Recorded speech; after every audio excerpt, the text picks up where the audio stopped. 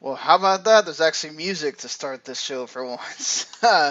This is Wrestling Unwrapped. Well, damn, let me do this thing, and then you can shout all you want to. This is Wrestling Unwrapped, episode number 3, and Harry and Patrick will be reviewing WWE Royal Rumble 1992. And why is it so relevant, Harry? First of all, it's WWF Royal Rumble 1992. Hey, according to them, that doesn't exist anymore, so... Actually, the copyright has expired for the World Wildlife Fund. They are allowed to refer to the old World Wrestling Federation shows as WWF again.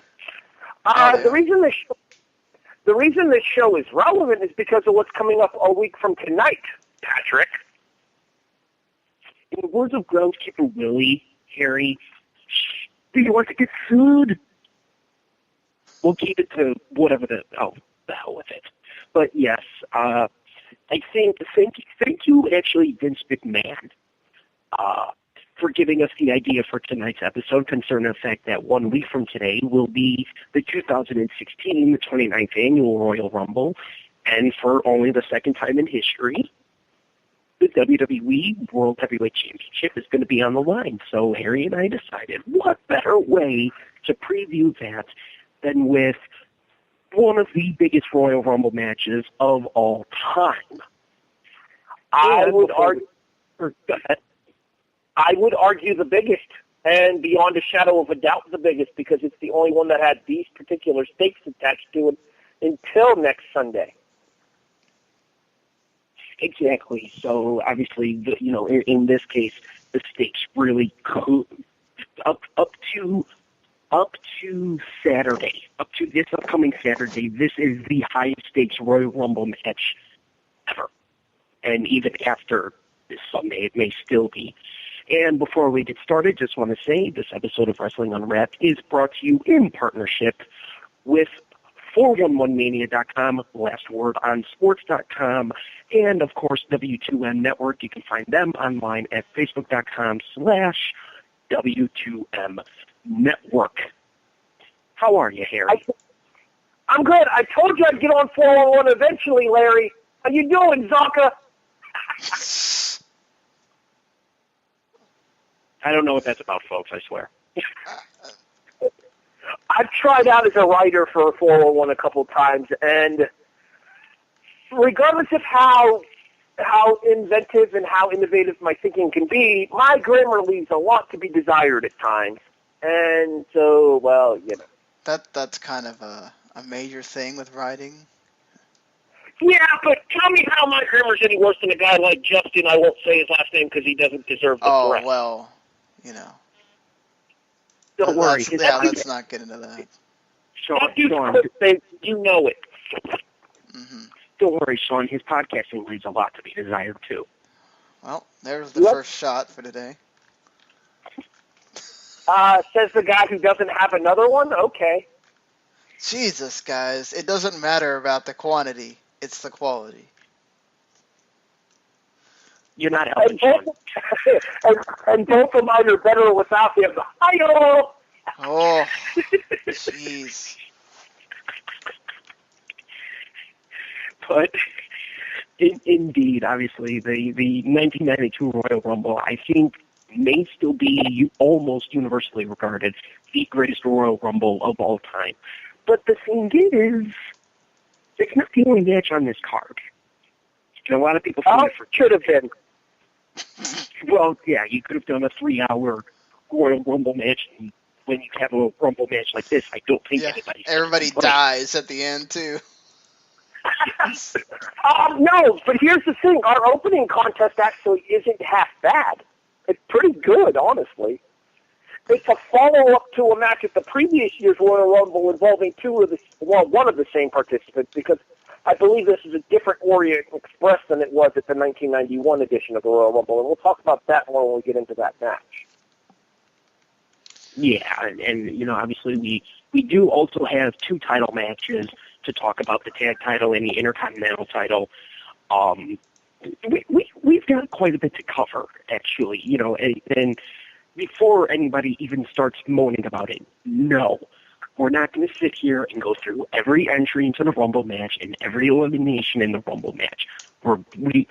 Terry and I have openly admitted, we admitted this 2 weeks ago, yes, we are gluttons for punishment, but no, we're not stupid. Most of the time. Well, this is one of those cases. This is one of those cases.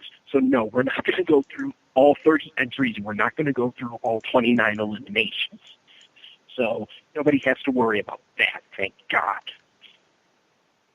Well, just real quick about that whole entry elimination thing there. The one thing I do want to point out, though, is that, and we'll talk more about this during the course of the Royal Rumble here, it's the ghosts of Ric Flair's past is your order of entry, and we'll talk about that once the Rumble comes around. Because, I don't know, I'm going to bring up a 411 Mania mainstay here in J.D. Dunn, the guy who got me interested in 411 Mania. And he raises an excellent point in his Royal Rumble 1992 review, which I happened to have the chance to read as I was prepping for tonight's show due to the fact that my schedule did not allow for a complete rewatch. He talks about how Flair has pretty much history with every single person that comes into the Rumble after him, minus a few, and those people that come in that he has no history with are kind of just there to set up their own WrestleMania programs for later that year. We'll talk more about that during the Rumble itself. Exactly, and you know, when you talk about all the wrestlers that come in after him, I think one of the other reasons you could consider this the greatest is just by the sheer amount of star power that is actually in this match. And yes, current modern-day Royal Rumbles, they're great for when you have an Attitude Era guy or an older guy come back. But one of these things that this particular match has, though, is some of the top names at that time. And I think all of that star power combined just mesh perfectly in this match. I think what you're referring to when you mention the whole availability to bring back older stars for the Rumbles these days is these current day Rumbles have this nostalgia factor going for them, whereas the old school Rumbles, the original ones, the ones that Pat Patterson himself booked, and let's be honest here, the Rumble's gone significantly downhill since Patterson released controls of the match. The original ones that Pat Patterson were built around the star power and the fact that you didn't see these guys in the ring against each other a lot unless it was at the Rumble or at Survivor Series or in the singles matches at the house shows. They did not interact with each other on a grand scale, much like the wrestlers do today. Exactly, and not only that is, in this case, this is only the fifth iteration of the Rumble. It started in 1988, so this is only number 5. We're up to now, next Sunday being the 29th annual event. So, you know, there's... Are you sure about that? Yes. Oh, well, never mind. It's not like a birthday where you turn one the year after. Its first one counts as its first. Okay, that makes sense. Never mind. Continue. No. It's that... It's the 29th. The anniversary is still you don't count the, like when they were saying it was the 23rd anniversary, it's not. It's the 22nd anniversary. It's the 23rd year of Raw. So I didn't say that though. I said it'll be the 29th annual. I didn't say 29th anniversary. You're right. 29th annual. No, I was just pointing out how WWE's stupid logic and counting works. But yeah, like the 25th WrestleMania much. Yeah, that's exactly what I was about to say. So that aside, no, this Sunday will be the 29th annual, and you have this entire history to go through, you know, this last almost 3 decades now, to where, like we said, at this point, this being the 5th iteration that we're going to talk about tonight, but there wasn't a whole heck of a lot here. Nothing was really at stake before this. So these were the high stakes, and then it was after this that everyone started to get the Royal Rumble shots because of these, or rather, they started getting the WrestleMania title shot because of the Royal Rumble match. The previous year believe was a fluke. If I'm not sorry to interrupt here, Patrick, but if I'm not mistaken, it's actually the very next year at the Royal Rumble where the heavyweight title shot at WrestleMania is on the line for the first time in '93, where Yokozuna wins. Exactly. Yeah, that's exactly it. And a lot of people could say, well, Hogan won the previous year and he got the title shot. Yes, but that's not why he got the title shot. He got the title shot because he got factored into everything, so that was a pure fluke. Well, the other thing about those previous Rumbles, too, is that a lot of people aren't aware that Hacksaw Jim Duggan won the first Royal Rumble back in 1988, but it was a USA Network special in order to go up against I want to say, what was it, Bunkhouse Stampede? After WCW for me. Can you repeat that? I believe the first Royal Rumble was the WWF's attempt to go up against the Bunkhouse Stampede, and this is after WCW threw a Clash of the Champions up against WrestleMania 4 or something along those timelines. I know the Rumble was an answer to something, and it was broadcast on network television, but technically speaking, they did kind of it was Clash of the Champions. Sorry. They did use the Rumble to set up your WrestleMania matches, though, because if you remember, Hogan and Warrior had that big stare down in '90 in order to set up that WrestleMania 6 contest. Yeah, this show was supposed to. This show wound up setting up Sid versus Hogan, but was supposed to set up Flair versus Hogan. Brother. We'll get to that. Oh, long-time listeners already this is going. Exactly. So before we gush even more on this absolutely amazing Royal Rumble match with a fluky excuse me, indigestion, why don't we actually get to the pay-per-view? Because like we said, we got 4 other matches. We got 4 other matches to get through, including one absolute god-awful match, but we'll get to that when we get to that. So, speaking of the Rumble format here, I'm thinking any of the matches before the Rumble are your first half, and then the Rumble itself is the second half of the show. Does that work for you?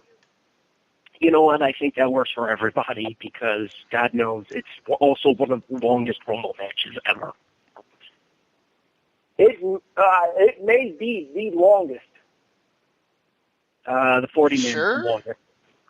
The 40-man is the longest. I could have swore like Mysterio was in there longer than Flair. I mean, Mysterio came in number 1 too, though. yeah, but I don't know. I could have swore there was a couple later that are. No, you're right, Sean. I actually have the timing for this Rumble right in front of me. It's a little bit shorter than I remember it. Yeah, because the show doesn't even go like near 3 hours. It ends at like 2:40.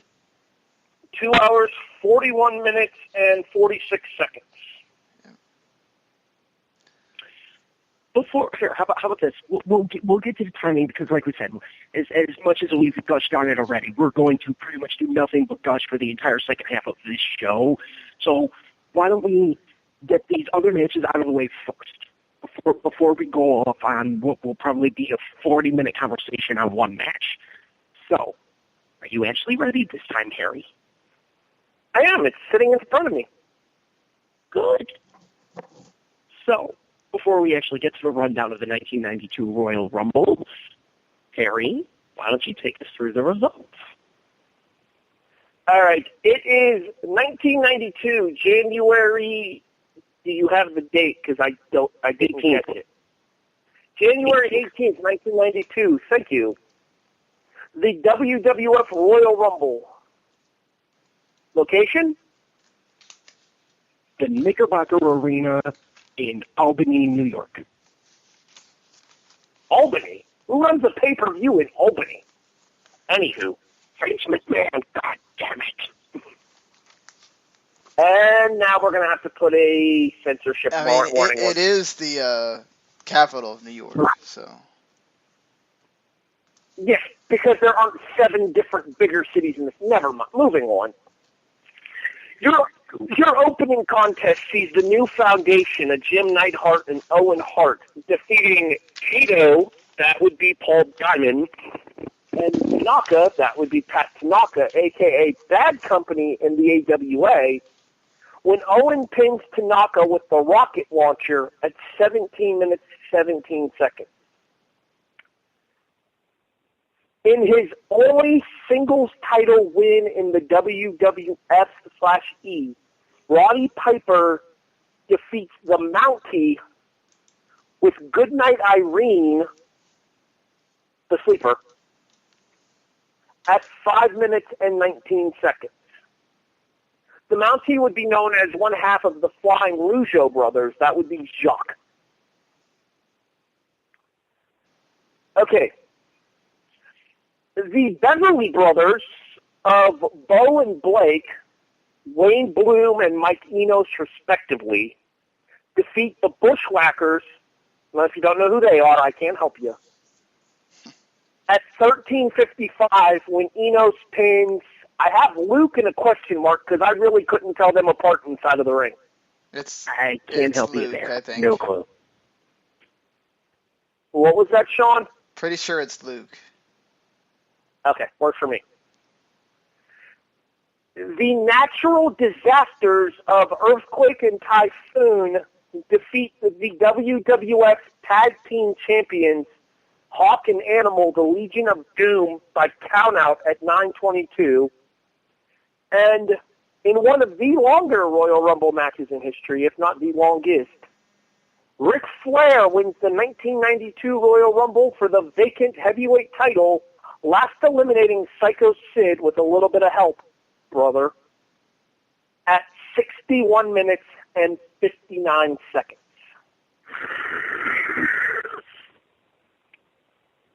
The hell was that? Brewing. All right. Why are you booing Ric Flair? Ric Flair's awesome. No, not booing, brewing, BR. Oh. Oh. Okay. His rant is brewing, I guess. Yes. Quick. Simmer down over there. Simmer. All right, let's get back to the show. Patrick? All righty, thank you, Harry, obviously, for... Thank you, Harry, for the results. Yes, so here we are. It is the 1992 Royal Rumble, January the 18th, 1992, obviously, from the Knickerbocker Arena. I believe it's now the Times Union Forum, but I could be wrong about that. In Albany, New York, 17,000 in attendance, and I believe, Sean, even though I'm not 100% sure about that number, but you said 500,000? Yes. 500,000 people watching at home, which is scary compared to more modern-day pay-per-view numbers before the network. They would pretty much only get 500,000 views for Mania. Well, this is in the era of the Big Four, though, where people were able to save up their money and order these Big Four pay-per-views. I mean, I would argue that before we got oversaturated in the pay-per-view market, your Rumbles, your Survivor Series, your WrestleManias were still doing easily 400 to 600,000 each, with the exception of Mania, which was probably doing more, unless it was in the down period. Well, I'll go ahead and give you the numbers for SummerSlam did 560,000. SummerSlam did 600,000. Survivor Series did 560, and WrestleMania did 920,000. Yes, so this was back before the swoon period of 95, 96, until the Attitude Era saw those numbers jump drastically back up again. Right. All right, catch up. Back to you. So obviously 1992, still pre-steroid era or the pre-steroid trial era, and it's not that far off though. And as you mentioned, then we'll start seeing a dip in the pay-per-view buys and things like that. This is almost kind of one of the last hurrahs. WrestleMania 8 could arguably, well, maybe you could go to SummerSlam 92, but you're getting close right to the end there with things finally coming to an end, the kind of golden era up into 92, but no issue. I would argue that the end of the golden era was WrestleMania 9, but that's just me. WrestleMania 9 was terrible. Yeah. Not to mention, the ending for it was almost universally hated. Brother. With Brett being pushed into the background for one last Hogan run, which lasted, 3 months, if that? Yep, true. April, May, June. 2 months. And he defended the title a grand total of 0 times in the meanwhile. So, yeah. Don't, we'll get to that later. Don't poke the bear, right? Exactly, brother. So, opening contest here, though, is, as you mentioned, the New Orient Express versus the New Foundation, which is kind of weird. The Orient Express here being Pat Tanaka and Paul Diamond playing K2. I can never hear that. I can't hear that name without thinking of the Pink Panther.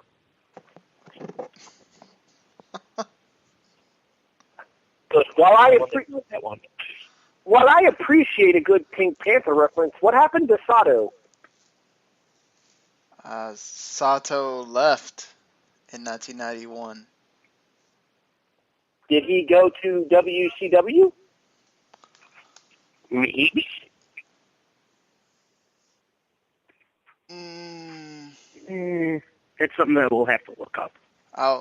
He was the one I didn't look up information on. I'm sorry. That's okay. Yeah. I'll get it while you guys are talking. Shows how important he is. Yeah, exactly. And then, So, and they will be facing the New Foundation, which has almost virtually nothing to do with the old Foundation, aside from one person being in it. And Jim I disagree. I disagree. Wasn't Owen in the Foundation at one point? Owen was a secondary member, but at the same time, they're all brothers or brothers-in-law, so it's reasonable that they would keep the Foundation in the family. Right. I get that, but you have no Jimmy Hart, no Pink and Black, damn sure no tag team titles. Well, it's not like they went out and hired a fake Japanese guy. Paul Diamond. Fair enough for that. At least they were nice enough to give Pat Tanaka his tag team partner. Even Pat Tanaka is not Japanese. He's from Hawaii. I was going to say, isn't he Hawaiian? He at least looks the part. Not really. But, Somewhat. Sato retired around 92 or 93. Oh, okay. Well, we wish him well in his retirement. He then died in 99. I'm waiting for that. No, he was Yokozuna's flag bearer at the 93 SummerSlam. Against Luger? Yes. Nice. And he was Shinja. Really? Hakushi's manager. Yes. Wow. And then the last time he appeared was a July 24th 95 edition of Raw, where Bret Hart pile drove him. Just because.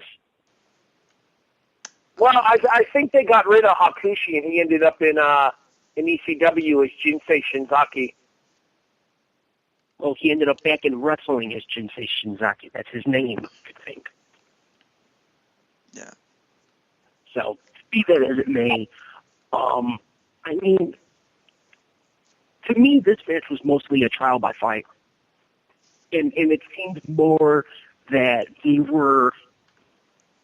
wasn't so much about the tag team match. Or it wasn't even about the tag teams, really. This seemed to be mostly about Owen and how he could perform in front of a crowd, and they kind of just gave him Jim Neidhart to lend him possibly a little bit of credibility. And because I don't think they ever did mention that it was Bret's brother.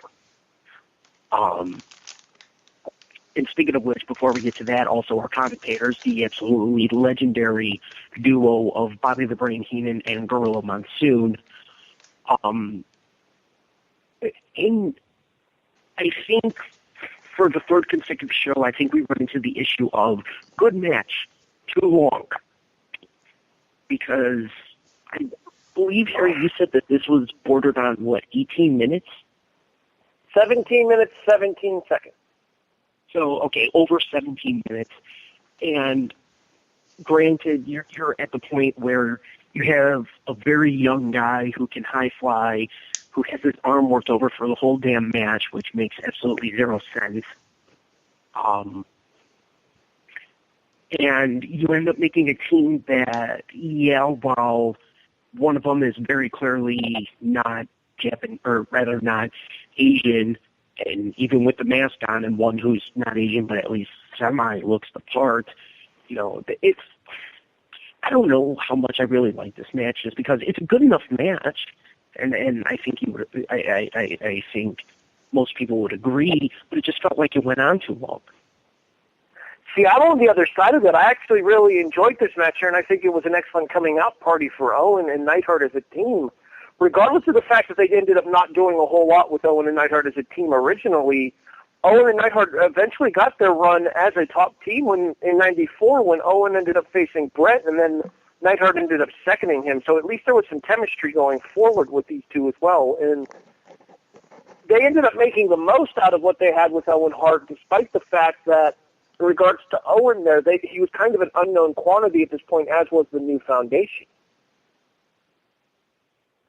The match itself was very underrated for its time, too. You have to put this into context of the tag matches we'll see a little bit later on in the show with teams like the Legion of Doom and the Natural Disasters and the Beverly Brothers and the Bushwhackers, in that these four men were going out there and putting on innovative stuff that was rarely seen on WWF television at the time. Well, I would say Owen was putting on stuff that you didn't see on television at the time. Everybody else was sort of, Well, I would argue that Tanaka and Kato were able to add an element to the tag team division that you usually didn't see.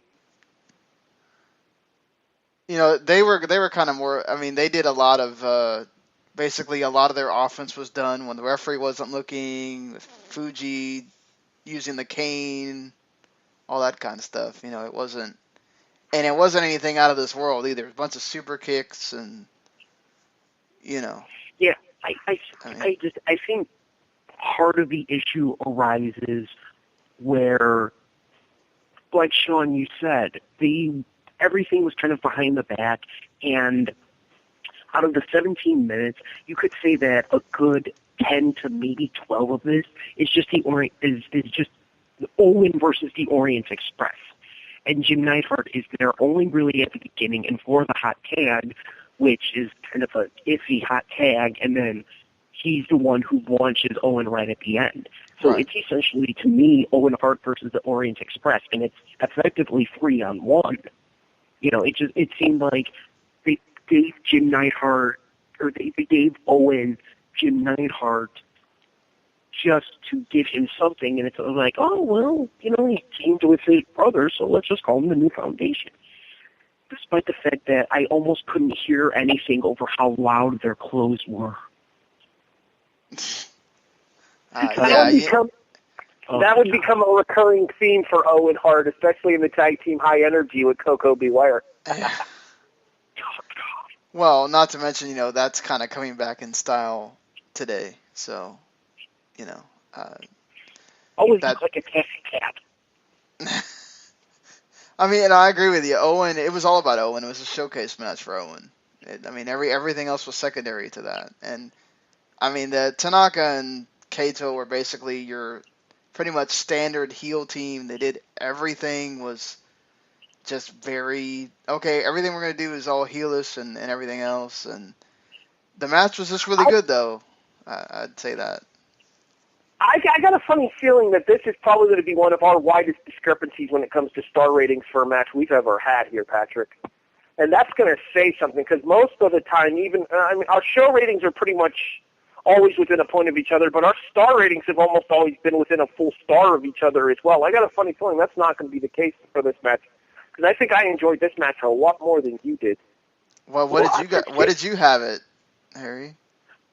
We usually do the star ratings on the actual Wrestling Unwrapped Facebook page, which, by the way, if you're interested, you can find us on Facebook at facebook.com/Wrestling Unwrapped. But I have this match at 3.5. That's what I have it. I had 3. Okay, so then we're not as far off as I thought we were going to be. Okay, then. Some things never change on this show. Carry on. Yeah, no kidding. But I'm in no way saying that this is a bad match. I'm really not. I just feel like if they had cut maybe 3 or 4, maybe 3 minutes off. Oh, no, I agree with you. The end of my statement is that it went a little too long. Yeah, and it's really my biggest gripe here. It seemed like Orient Express were maybe moving a bit sluggish, like they didn't want to be there.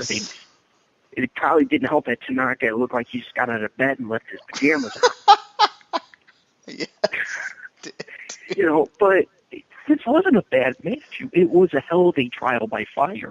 Plus, it was really weird. Owen dominated for a long while, and then it took Fuji doing his cane thing for them to finally get the upper hand. It was like, okay, we're doing this a little bit backwards, but I guess the formula can change sometimes. Hey, sometimes you gotta put the shine on the baby's faces before the heat, man. True, but yeah, whatever works for you. It's like each segment of the match was like a little too long for what it was supposed to do. Yeah, it's just like I said. If instead of 17 minutes, this match was like 13. And they just kept the exact same match. That was it. Just tightened everything up. I would absolutely rank this 3.5, 4 stars. I have no issue with that. It felt like it was a bit too long, and they were just kind of moving sluggishly, or maybe it was just the fact that Owen was moving so fast. Because Owen was moving fast that might be match. You see, that might actually be an important connotation to note there, Patrick, is the fact that Owen Hart was so significantly faster than all 3 of his opponents too, that it may have looked by Owen's standards that they were moving slow, but in reality, as I said earlier, compared to what was the tag team division in the WWF at the time, these guys were actually setting a very strong pace for the amount of time that they had. Yeah. Yeah, so there's a multitude of different possibilities here that could have been why things were going the way they were going. And as you mentioned, the rocket launcher, while being kind of an iffy move as it is, because one person's really not doing anything except pushing them on, on the keister, but just seeing something like that, you could see the crowd just rise up and jump up, and they're just, saying, oh, wow. It was something different, to see kind of a somewhat high-flying finisher at the time. Wait a minute, Patrick. Which we see Enzo and Big Cass use today. So, Sean, am I hearing this correctly? What? Sean, am I hearing this correctly? Is Patrick really besmirching the good name of the rocket launcher? Apparently so. How? No. Here. I'm not trying to besmirch the rocket launcher, just the lower half of the rocket launcher.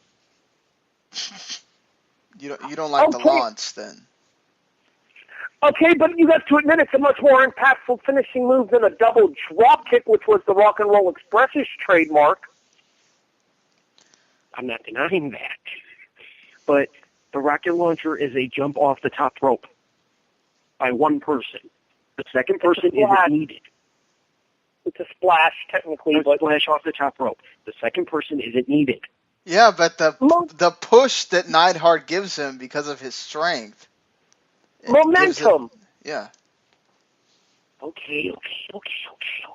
You're looking at this from a strictly as is perspective. From an in kayfabe perspective, the fact that Neidhart is as strong as he was compared to the other 3 members of this match here, the extra momentum that Owen would get from the push or from the elevated lift for the rocket launcher is what makes that move that much more effective. Ditto what Harry said. Okay.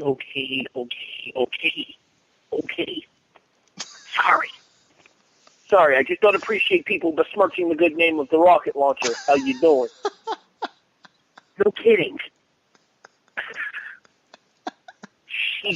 Okay. Hey, we just had a nice little... Okay. Can we move on? Go ahead. Here's the reason this match is getting so much time to talk about it here, because there's really nothing to talk about in the other three. Yeah, he's not kidding. No, he's not. But I say it's time to move on.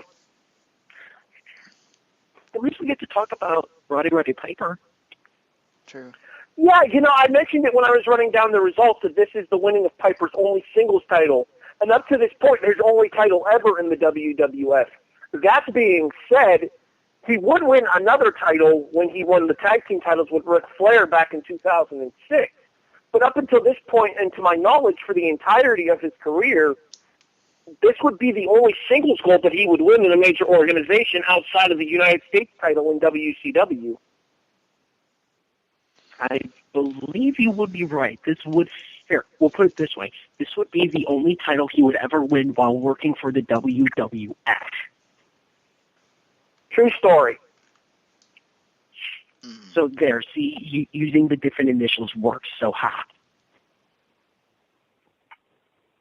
But I guess we actually should bring up how this happened, because as of, I believe, the Thursday before the 92 Rumble, Bret Hart was still the Intercontinental Champion, and then they actually do show footage on the pay-per-view itself of the Mountie beating Bret, who supposedly had a 104-degree fever and was wrestling against doctor's orders, and the Mountie ends up beating Bret Hart, and Mountie continues to beat up Hart after the match, because if you notice, one thing real quick, Bret Hart is nowhere to be found on this pay-per-view. You do not see him at all, not even in the Rumble match. And are we going to... as real quick, as the Mountie's beating him up, Roddy Piper comes out to defend the honor of his friend, and that sets up a match. All right, so I have a question. Are we going to use the kayfabe reason why Bret was there, or are we going to use the real reason why Bret wasn't there? I've heard 6 different real reasons, so which one do you have? The real reason that I'm aware of is the fact that Bret was negotiating with WCW at the time, and it wasn't a certainty that he was staying in the WWF. That's why he dropped the Intercontinental title. It's about the closest one I've ever gotten was that he supposedly was so close to signing that the WCW actually did advertise a huge surprise for an upcoming Clash of the Champions. But then Bret ended up not signing, as we would find out by, very soon, because he's in an Intercontinental title match at WrestleMania 8 versus to be determined. And that surprise ended up being like Jesse Ventura or something like that in his debut on commentary, and that cost her of a thing. Excuse me. So that's your thoughts? I've gotten. I'd go with either one of what you. I don't know anything on that, so what you guys said makes sense. Bret has pretty much come out and said that the flu story is complete and total bullshit. Oh yeah, I mean that just sounds like BS anyway. So what happened was Bret came out and admitted that the flu story was complete BS, and that he talks about it in his book actually, that he was negotiating with WCW at the time, but ended up re-signing with the WWF. So decision. Well, I think that pretty much answers it, doesn't it? I figured I'd pass along what I knew. I've actually read his book. It's quite interesting if you guys haven't had the chance. It's really freaking long, though. I've read it too. I still have it, but it's too long. It's incredibly long and takes a while to get to the point. Much like a Bret Hart. Bret, yeah. So, be that as it may, though, that sets up our match here, the attack at a house show. I'm surprised they actually did have footage, though. And so we have the Mountie defending his newly won Intercontinental Championship against the grizzled veteran Roddy Piper. And the one thing I did like, because Piper would be in the Rumble match, was the fact that the commentary team would make mention that this is the first time in WWF history, whether it's actually true or not, I don't know, but it's the first time in WWF history that one person can go after both titles in one night in two different matches.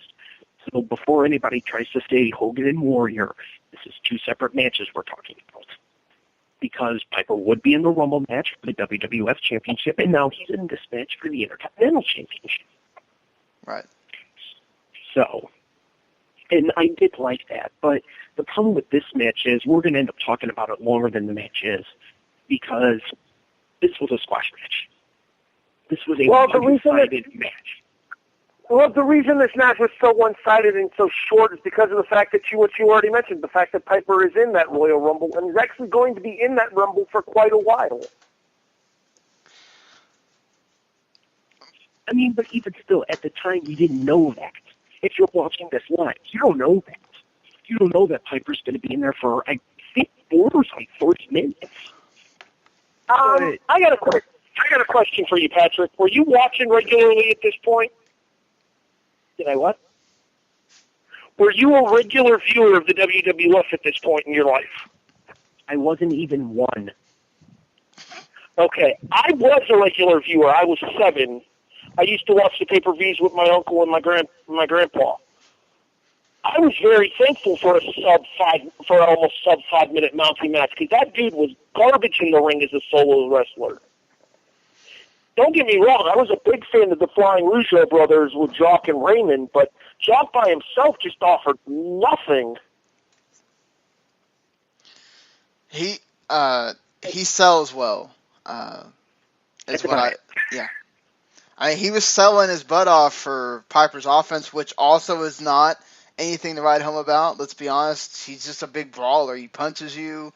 He does a few moves here and there. It's basically a lot of it's just he goes out there to ring and shows fire and passion and wants to beat the crap out of the Mountie because that's the storyline, So he wants to beat up Mountie in order to avenge Brett. It makes perfect sense. He goes out there, he kicks Mountie's ass, he gets the win, takes the title, and then goes and gets ready for the pay-per-view for the Rumble itself. Yeah, I did like how they played Jimmy Hart in there, too. The only time he really gets involved, it costs the Mountie. So, that was good, too. Yeah, considering he's the one that brings the shock stick into the match anyway. Right. But the one thing I did find weird was Jimmy didn't do anything. And you could see because he was on the hard cam side, he was perfectly okay, but he didn't do anything. Then Piper had the sleeper. I'm not calling it Goodnight Irene because Goodnight Irene is not Piper's thing, Harry. But Jimmy didn't do anything, which I found weird. You would think that he would do something just to try, and get Piper or the ref's attention. And he did absolutely nothing, which I found extremely odd. Because Piper's crazy and he probably would have beat up Jimmy Hart if he did. Well, if I take the belt.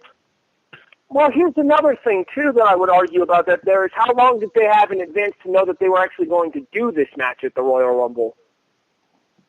I mean, this might have been thrown together last minute just to cover up a few moments there, and they didn't have time to work anything out for Jimmy Hart to get a couple spots in. Right. There is also the whole Roddy Piper would have beaten Jimmy Hart up thing, too. But wouldn't that be a hell of a sacrifice to keep the Intercontinental Championship in your hands and in your guys' hands? You are reading way too much into this, and the fact of the matter is Mountie was never walking into WrestleMania as Intercontinental Champion. Exactly. Trying to remember if Mountie even walked into WrestleMania. He was in an 8-man tag match that got pulled from the show. No, it didn't get pulled. If it didn't get, are you sure it wasn't pulled? I could have sworn it got used as like a dark match. No, because that was the one that Ray Combs did the intros for. Now that I think about it. Yeah. Oh, the dude from Family Feud, that's right. Yes. Yeah. So that's a sad story in and of itself when it comes to him, but that's neither here nor there for this show. I was about to say.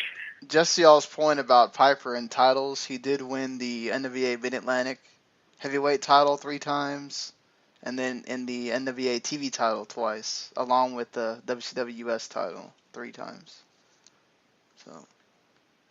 So actually, he did see gold, but I mean, to this point, he had worked for the WWF for almost a decade now and hadn't seen a single piece of gold. So right. it was kind of a good, I think, thank you, and then it would lead to possibly one of his best matches ever 3 months later at WrestleMania 8 when he would face Bret Hart, in which Bret would end up getting the belt back. I don't think there's any question that that's Piper's best match ever. Oh yeah, he says it. Yeah. And I think after that WrestleMania, that's when he starts leaving for movies and stuff like that, right? I believe so. The timeline would fit because I don't believe he was back in the WWF until what, 94 against Lawler? Right, yeah. Yeah. So, this kind of was his last hurrah. And I think a bit of a thank you. He was a guest referee for that WrestleMania 10 main event. That would be over 2 years later. WrestleMania 10. Wait, are you referring to what was the WrestleMania 10 main event? Oh, Bret and Yoko? No, yeah. I don't think he was. He was. I don't remember him involved in that match at all, but okay. Yeah, because King kept freaking talking about him on commentary. I'm trying to remember. Oh, yes. It was Lex and Yoko. Mr. Perfect was the referee for that, and a lot of people say Perfect screws Lex out of the belt. So then Yoko goes back and defends it the second time against Bret. Yeah, Roddy Piper was that, because Lawler kept bringing up the fact that Bret beat Piper at WrestleMania 8. Right. So. All right, you guys are ahead of me on this one because I honestly did not remember that. I remember the match between Bret and Yoko, but I didn't remember Piper being the referee. Stick with me, kid. You'll get somewhere someday. It may have been one of those where he doesn't get involved very heavily. That's why. So, like I said, we've already gone on too much about this match. So, like I said, it's a feel-good moment here. We might as well start the trend of doing this on this episode here, since we've done it with the first match here. Where did you guys put this match star-wise here? Sean? I gave it 2.5 because of Mountie selling. Piper had some fun moments where it was going with the storyline, and just, he brings that fire to those matches that makes it interesting. Patrick? Unfortunately, just because of later matches, I actually had to make this the second worst match for me, so I still gave it 2. Just because, like you said, it is a feel-good moment, but this to me was just a glorified squash match, and it was only meant to end in the feel-good moment and just never meshed well to me, so I couldn't give it more than 2. Harry? I actually had it a little bit lower than that. I had it as a 1.5, just due to the brevity. Like, the interaction between the two of them was fine and everything. I had no issues with that there, but just due to the length of the match, I couldn't really go much higher than that. So you're essentially docking it for almost the same reason I am, because it was so short, because it was a squash. I mean, realistically speaking, given what Mountie's character was at this point, it made sense that he would run his mouth after beating up Bret and then get put in his place immediately afterwards. Right. It would make sense character-wise. That being said, it doesn't make me any more inclined to want to see him in the ring. Yeah, so we all have our own personal issues with this. I just think that, Mountie could have walked in there and just been a total stick of wood for Piper. The fact that he worked hard and sold for his offense and all that stuff. I look at that too when I look at star ratings. If they're both out there working hard, they're going with the story and everything, that helps me bump it up, as opposed to just a terrible match like we'll see later.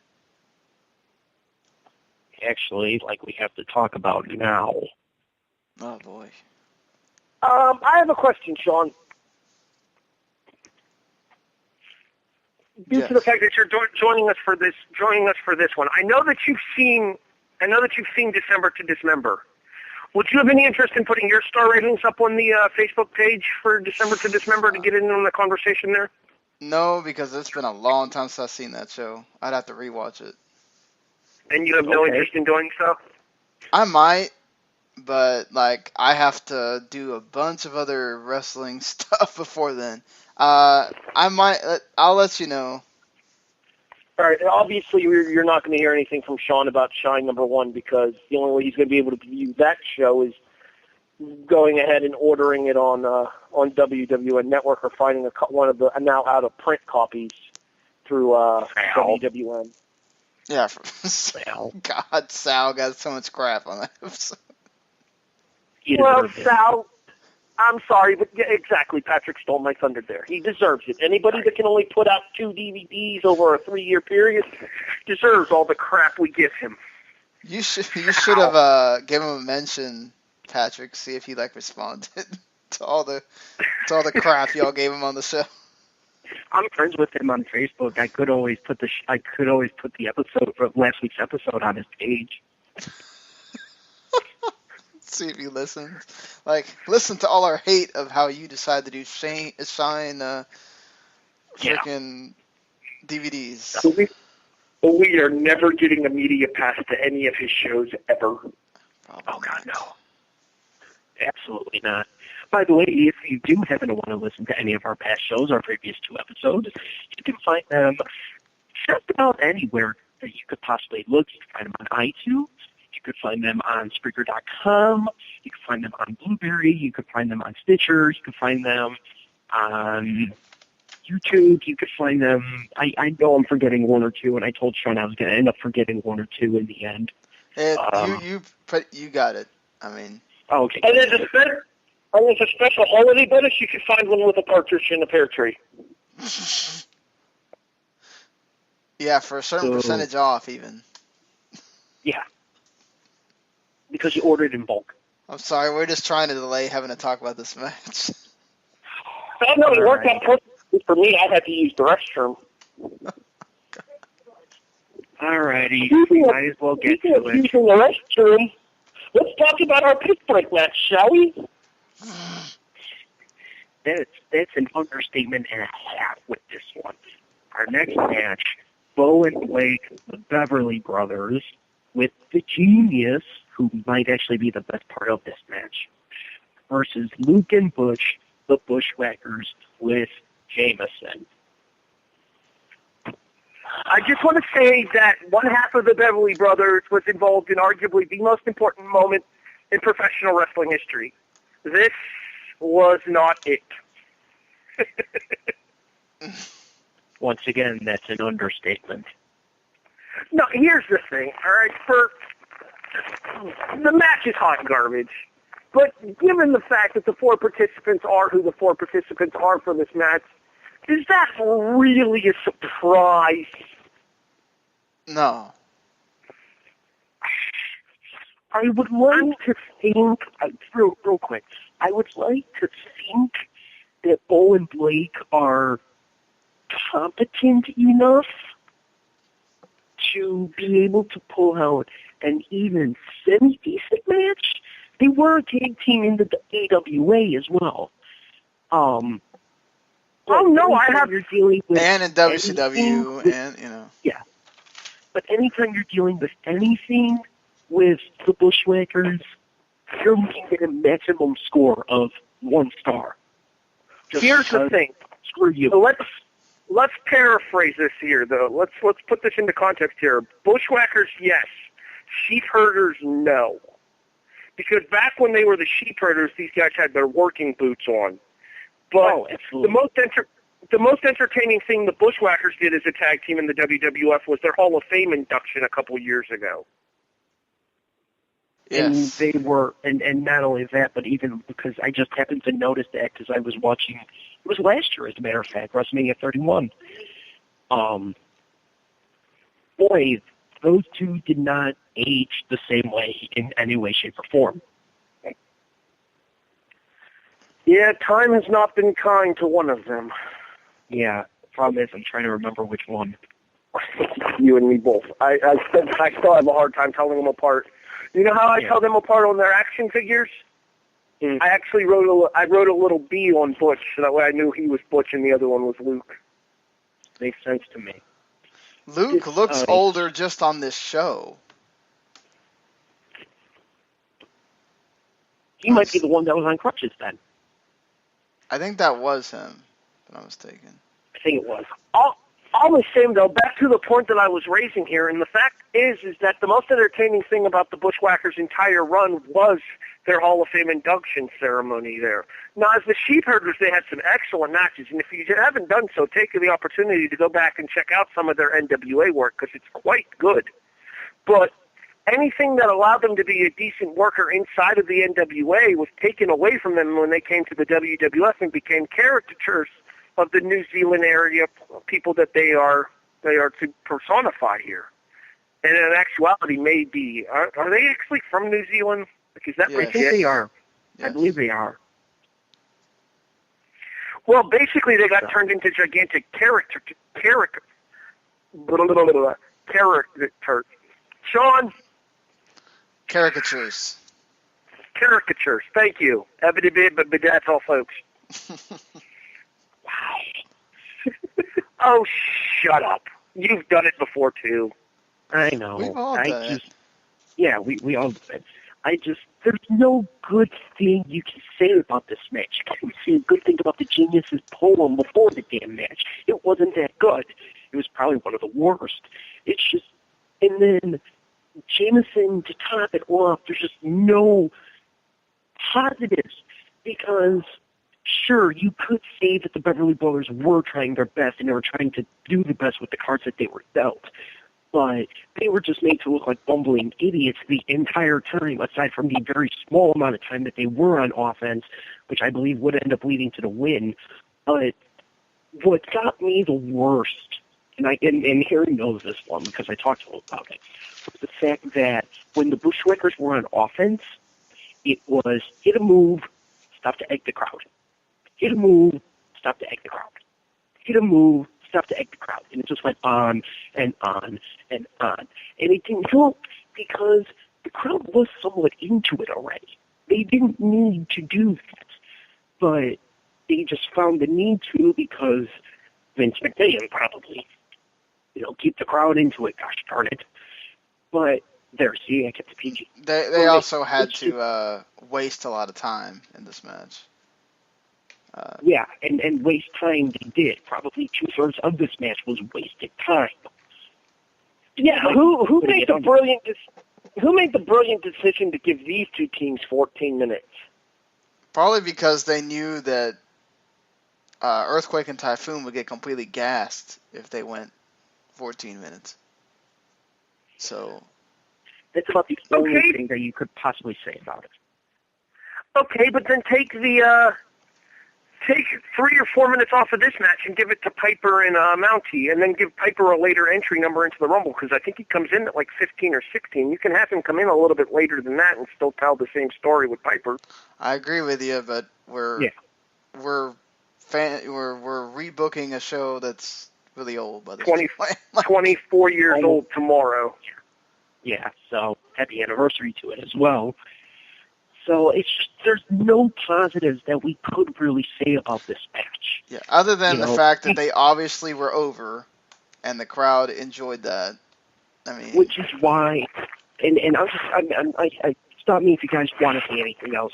But the fact that they were over, which is why I was able to actually give this one a score and do not rank it as bad as the mixed tag match from December to Dismember. Because that one I gave nothing. I gave this one a half a star. Just that barely much better. Because this was just no. But the crowd was somewhat into it, whereas the crowd was dead for the entire night. And it didn't help any of the matches. In this case, I'll give them that, and that's it. I gave it a star because I I laughed a lot at Jameson, even though it was dumb. And then the whole thing with the Genius getting involved, like the fact that they kind of got to do that a little bit, which was sort of a subplot of this whole match. I give him credit for at least paying that off a bit. And then, even though most of it was paid off at the end, and it was still stupid, but the other half is just, your Beverly Brothers tried a little bit, even though they are complete charisma voids and just boring as hell anyway. But I tried, because they at least tried to have a match in the middle of it there. And so, but it still wasn't anything great. Yeah, it's so. And then Harry kind of spoiled his. I don't like giving out this rating. I really don't. Do it. Who does? But do it. At this point, I have no choice. I gave this match a dud. It's not worth the 14 minutes. If you cut this match down to 10 minutes and they have the same kind of match, I might be generous enough to give it a half a star. But that was 14 minutes of my life I'm never getting back. And it is the first and so far only match I have given a 0 to. And it also has a really lame-ass finish, too, because they use the same move earlier in the match. The Beverly Brothers do. And then they just end with that. It's like, really? A double axe off the top? With one of the Bushwhackers standing? That's your tag finish? Jesus, that's terrible. Double sledge, brother! It's not the only time Hogan goes off the top rope. Oh, boy.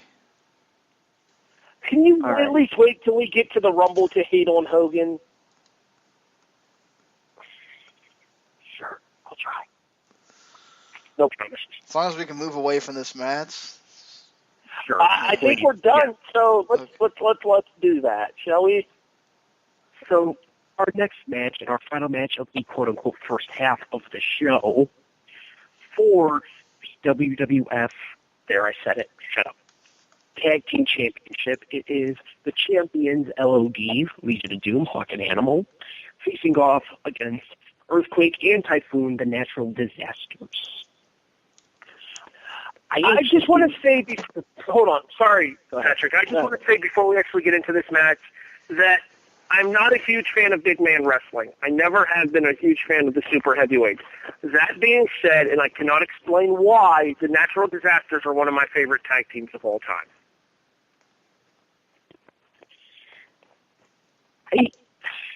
It's probably because, maybe not Typhoon, but Earthquake's a decent enough wrestler. By this point, he has been around a good long time, but Earthquake's not bad in the ring, I don't think. I personally don't think he is. I mean, let me tell you something about Earthquake. He was a collegiate wrestler. He was a sumo wrestler. He got trained by freaking Giant Baba and Jumbo Tsuruta in Japan. He wrestled in All Japan before he came to WWE. That dude knows how to get around the ring. That's why he's actually pretty decent and entertaining at times.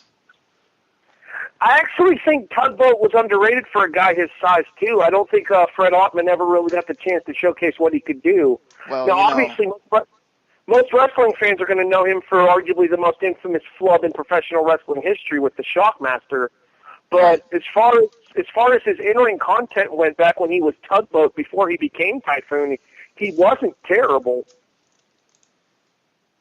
I agree with you. Yeah, but he just never gets time to really, Like, he essentially went from being Hogan's friend to immediately teaming with Earthquake, to, being heel, then turning face, and he never really got a chance to be on his own in his WWE or his WWF career. So there's not much you really could say, because he never really got a chance on his own, I don't think. Nope. All right, let's talk about the Tag Team Champions going into this match here with the Legion of Doom, Animal, and Hawk. I would argue their best years behind them, but at the same time, they're probably still one of the 3 or 4 best tag teams in the world in the world at this point. By this point, yeah, I would still say so, yes. But at the same time, I've never been that big of a fan of LOD for much the same reason you've never been a fan of. Well, I guess it actually would be the same reason. Is I don't like super power wrestlers, and they're because you don't like super heavyweights, but you like them. I've never really been a big fan of LOD just because I don't really like power wrestling. Because essentially for a case like this, what happens when you face a team that is bigger than you? There's no real way to adjust. When you have a team like the Rockers, they a high-flying kind of team, but they can still adjust a little bit. A power team, you're not going to come off the top rope for anything, really. In this case, aside from Hawk trying, unless, Hawk's coming off the top rope to do the Doomsday device, which didn't happen in here. I've never really been a fan of LOD, but I want to say my biggest issue with this match is the fact that it got spoiled for me 1 minute in. And it's for a stupid reason. And it's the fact that Gorilla Monsoon reiterates champion's advantage. The whole thing, obviously, I think everybody knows it by now. A title can only change hands by pinfall or submission, not by a count out or disqualification. Lo and behold, guess how this match finishes? Any guesses? Count out? Bingo. I already gave that answer away earlier in the show, Patrick. I know, but I don't want to just hear myself talk. Oh, but, I thought actually for what this was, Earthquake and Typhoon, they worked the back of Hawk. They actually tried to add some psychology in there to this.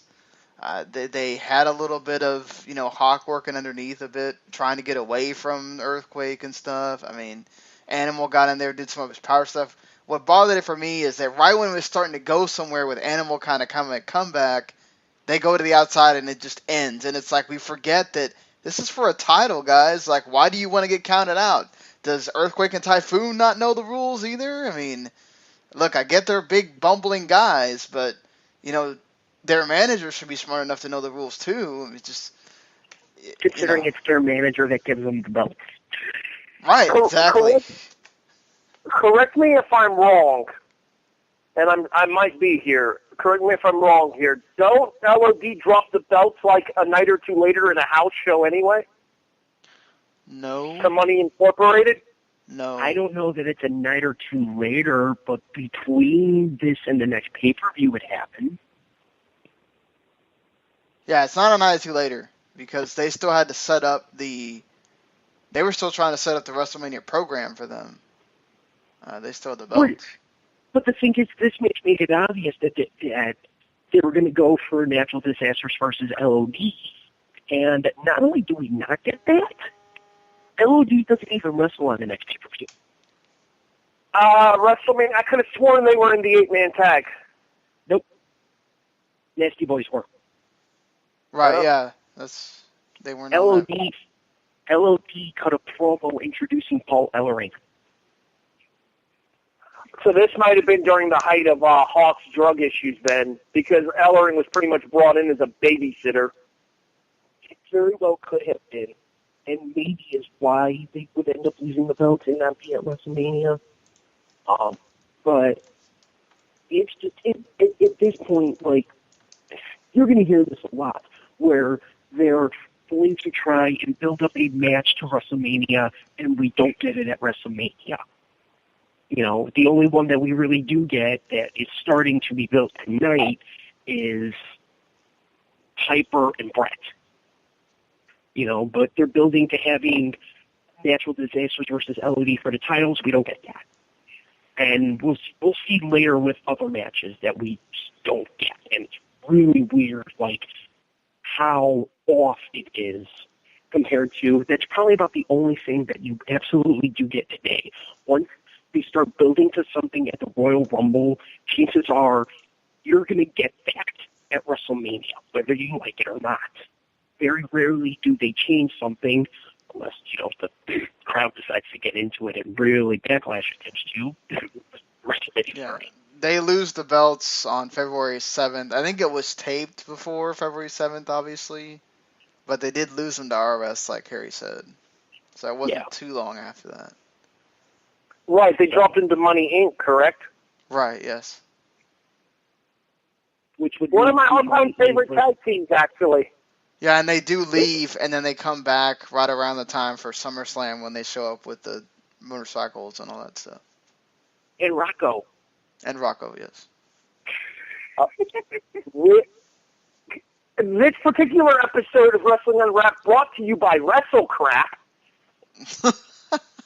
We're getting there, aren't we? Well, between that Bushwhackers tag match and now Rocco being brought up. And the fact that these two teams don't even face off 3 months later at the next pay-per-view. Right. And the Mountie being mentioned. Well, the Mountie was on the show. I actually liked the Mountie as a character. I just didn't care for him as a worker. Yeah, because his promo leading up to the match was kind of funny. I laughed. Piper, however, was kind of meandering, which is weird for him. Who can forget that theme song? I'm the Mountie, he's the Mountie. I don't think, because of the fact that we really don't want to offend anybody, I don't think we can even bring up Piper's promo from before their IC title match. No, we can't. So we'll just leave that. Only things you could do back then in wrestling. Yeah, no kidding. Doesn't he use a gay slur towards Mountie in that promo? Multiple. Yes.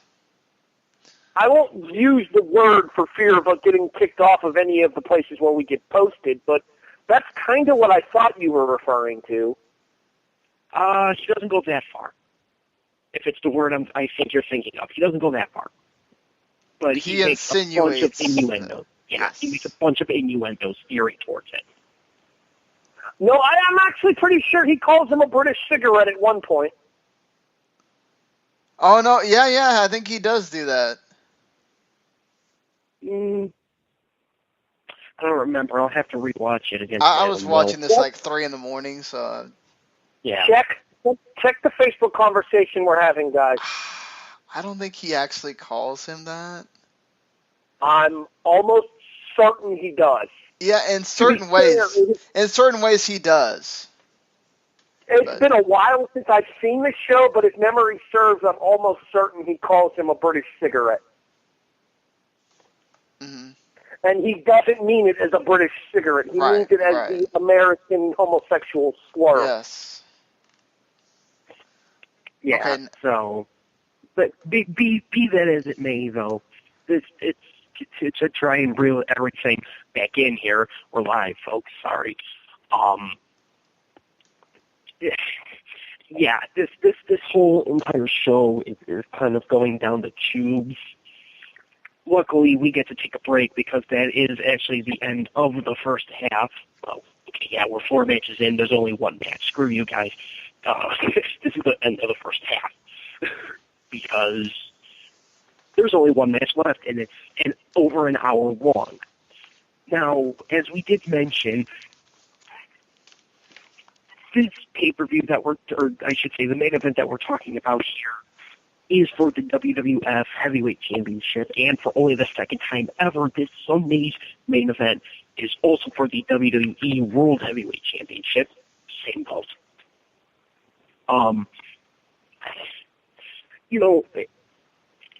Particularly because I had asked this to Harry, and then I wasn't 100% sure that Sean was going to be in here, but obviously, I'll ask it to both of you as well. Do you like that the belt's on the line? Obviously, wait, stop. But what? Sorry, we didn't do star ratings for the tag title match. Sorry, just wanted to completely wanted to do this for the sake of completion. I gave it a 1.5 stars.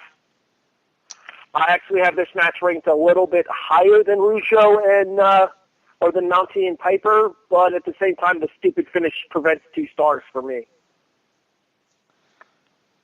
I gave it 2 stars. I would have given it 2.5 had the stupid finish not happened. There's some psychology to this, the fact that you have 2 big man teams, and they actually, try to put on something that resembles a match, and it wasn't. I thought it was going to be a bunch of them staring each other down and all that, and they actually tried to have a match with each other, and it was actually getting good until they killed it.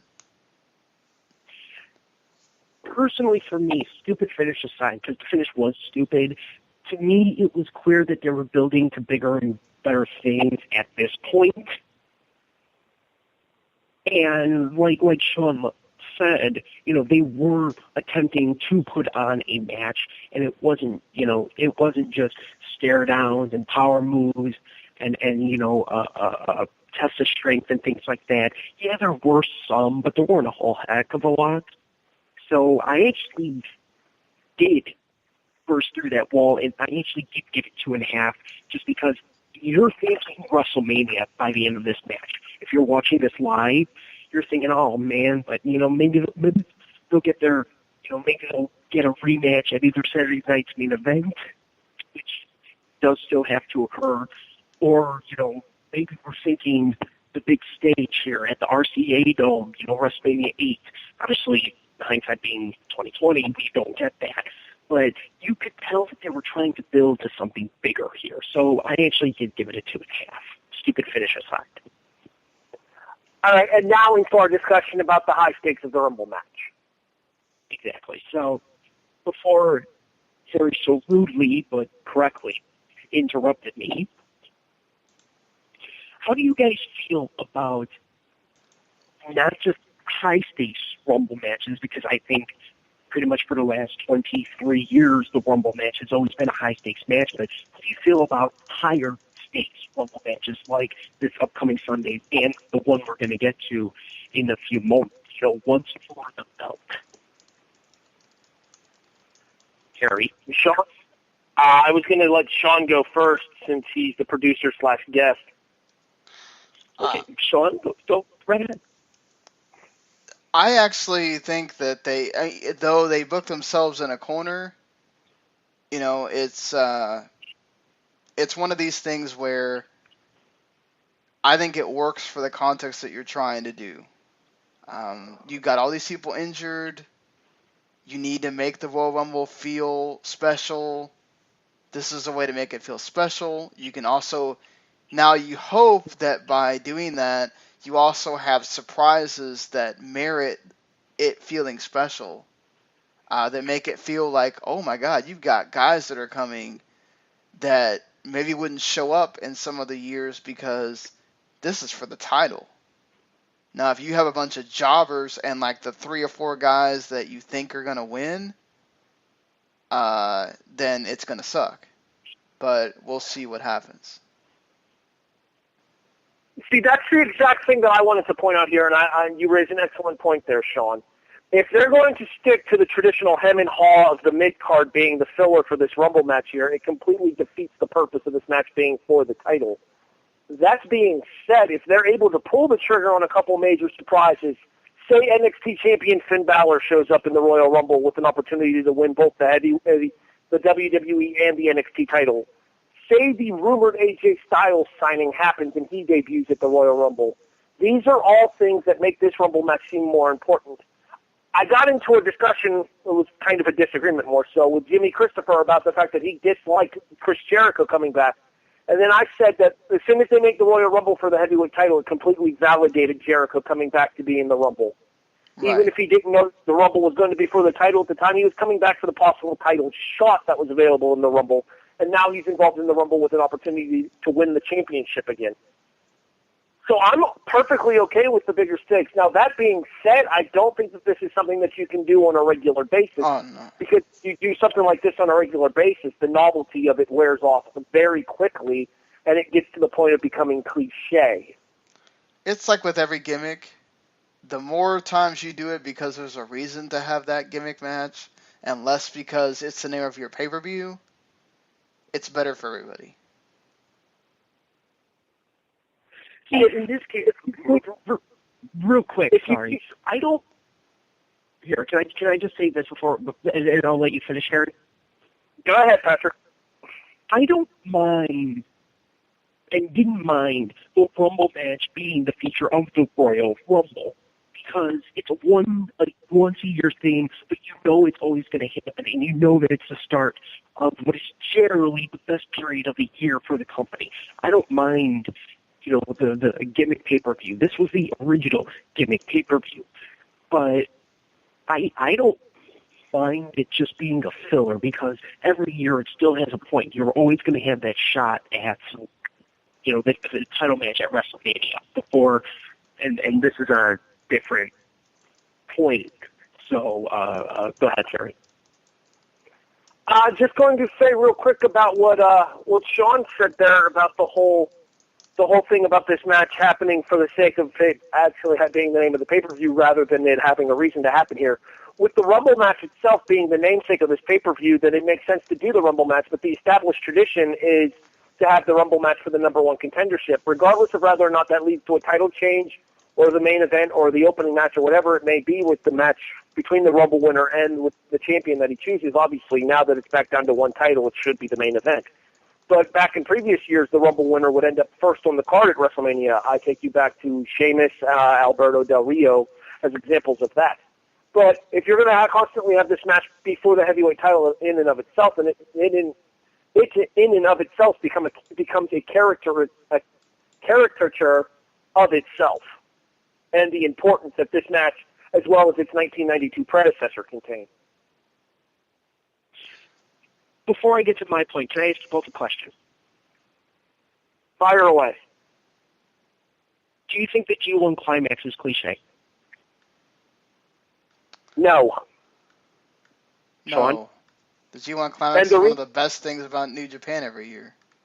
The reason I say that is because the reason I say no about the G1 Climax is because I honestly feel like there's a place for that in American wrestling as well, of a blocked tournament where you're having a bunch of round-robin matches, and then the eventual winner of that tournament gets a major opportunity. Didn't TNA do that technically with the Bound for Glory series? No, that was like the World Cup, sort of. That World Title tournament thing that they did was terrible, but they sort of did it, but they made it really complicated. So it was really hard to understand, whereas the G1, it's rather simple. There's two blocks. You don't have matches you do have matches at house shows because that's what they are, but you don't have matches at like shows that you have no way of watching and keeping track and seeing what the hell they did. You're just going on their word as to how it was booked, and they even give them points for stuff that didn't happen for the Bound for Glory series. It's like, what the hell? Like, where are you guys getting all your points from? And then suddenly changing the rules mid-match and mid-series to have like 20-point ladder matches and like 30-point table matches. No, sit down and shut the hell up. No, what happens with the G1 Climax, if you're going to Americanize it, is you're going to have the major promotion in America do it, either the WWE or NXT by proxy. And it's going to be something where you're going to have to dedicate the time on to do it, much like NXT did with the Dusty Rhodes Classic. That was kind of a revival of sorts of something like the Crockett Cup, but not. It was pretty much like the Crockett Cup, but not within a one-night span like the Starrcade ones were. Oh no, but you couldn't do that with NXT. You have to do it the way they did it, which made it cool because you still had the whole like, oh, we've got people that are, Ciampa and Gargano weren't officially part of, and Gargano still isn't officially part of NXT, and they're in there, and there's a couple other teams that are were brought in, and it was cool to see that. But my point being is, in the grand scheme of things, and not counting the fact that one takes a month to do, how is the G1 Climax, where the winner gets a title shot at Wrestle Kingdom 10, really any different than the Royal Rumble, where the winner gets a title shot at WrestleMania? You guys are called the Royal Rumble cliche, the G1 Climax, not, but it's no different to me. Except that the Royal Rumble no, is a but much, you don't. much But you don't win the shorter title in the tournament. G1. I know, you get a title shot at Wrestle Kingdom 10. Well, that's what I'm saying. No, what Harry was saying was that if you put the title on the line in the Royal Rumble all the time, then yeah, it will become cliche. That's Well, I'm talking exactly what I was saying. But I was more talking about the fact that you guys essentially called the Royal Rumble and the title match and everything cliche. No, I don't. Seriously, the Royal Rumble is like one of the things that I look forward to the most every year. I just hope to God that this is a one-time thing and Vince doesn't have some kind of, spark in his head that goes, oh my God, we need to do this every year. Like, God damn it. Like, just, oh my God, it needs to happen. Like, no, it's cool right now because of the necessity to have it. The way you booked your storyline and whatever. You're trying to put everything against Roman Reigns, and you're pretty much going to probably do that in the match itself as well. But, I just think this situation also called for it because of what was going on with Flair and the NWA World Title and all that stuff, too. And not to mention the screwy finish that happened this Tuesday in Texas between The Undertaker and Hogan. Right. So, whereas the 2016 edition has the Royal Rumble, the title in the Royal Rumble as a way for Vince to possibly attempt to screw Roman Reigns out of the title. There was a necessity that was dictated by Jack Tunney at that time, that due to the finish for this Tuesday in Texas, the title was stripped and there was no champion, and you can't have no champion going into WrestleMania. Right. Yeah. Well, here, and I'll give my actual piece about this. The funny thing is, I somewhat agree with you guys, actually. I think it's cool, something to do, I won't even say once every 5 years, but maybe once a decade kind of a thing, where if you end up, like, I'm surprised that they couldn't have thought to do this for, like, the 99 Rumble. Instead of having Vince be in the Rumble, I think it was 99. Instead of that, just put it for the title. And then, well, okay, that, and maybe you end up with something else happening. Or obviously Austin would have to go in with the belt, though, because I think The Rock was champion by that point. But it's something that I think could be done every now and then. No, God, no, don't do this every year and make it cliche like we were talking about earlier.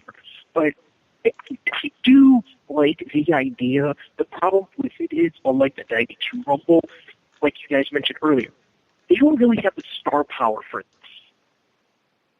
Because in this case, you have the mid-card and you have essentially like the top 5 guys. Now, if they sneak in AJ Styles, it's still unlikely as hell that he's going to win. If they sneak in Shinsuke Nakamura, it's still unlikely as hell that he's going to win. But you have Brock in there, you have Roman in there, and I'm going to go I on can the see limb Styles and say being in the Final Four if they really want to play up the whole, we've even got outside guys coming in because it's for the title and all that. But I think truth be told, I still think Triple H is going to win. Yeah, spoiler alert, blah, blah, blah. And that's only a prediction. I'm not saying he's going to. But if you don't have the star power that the 92 Rumble has, look at the 92 Rumble that day. And all the people you have in there.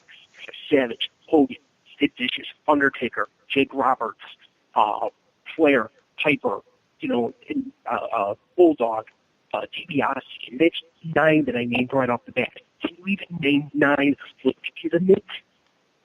legitimate contenders to possibly win this year's out of 30? No. Exactly.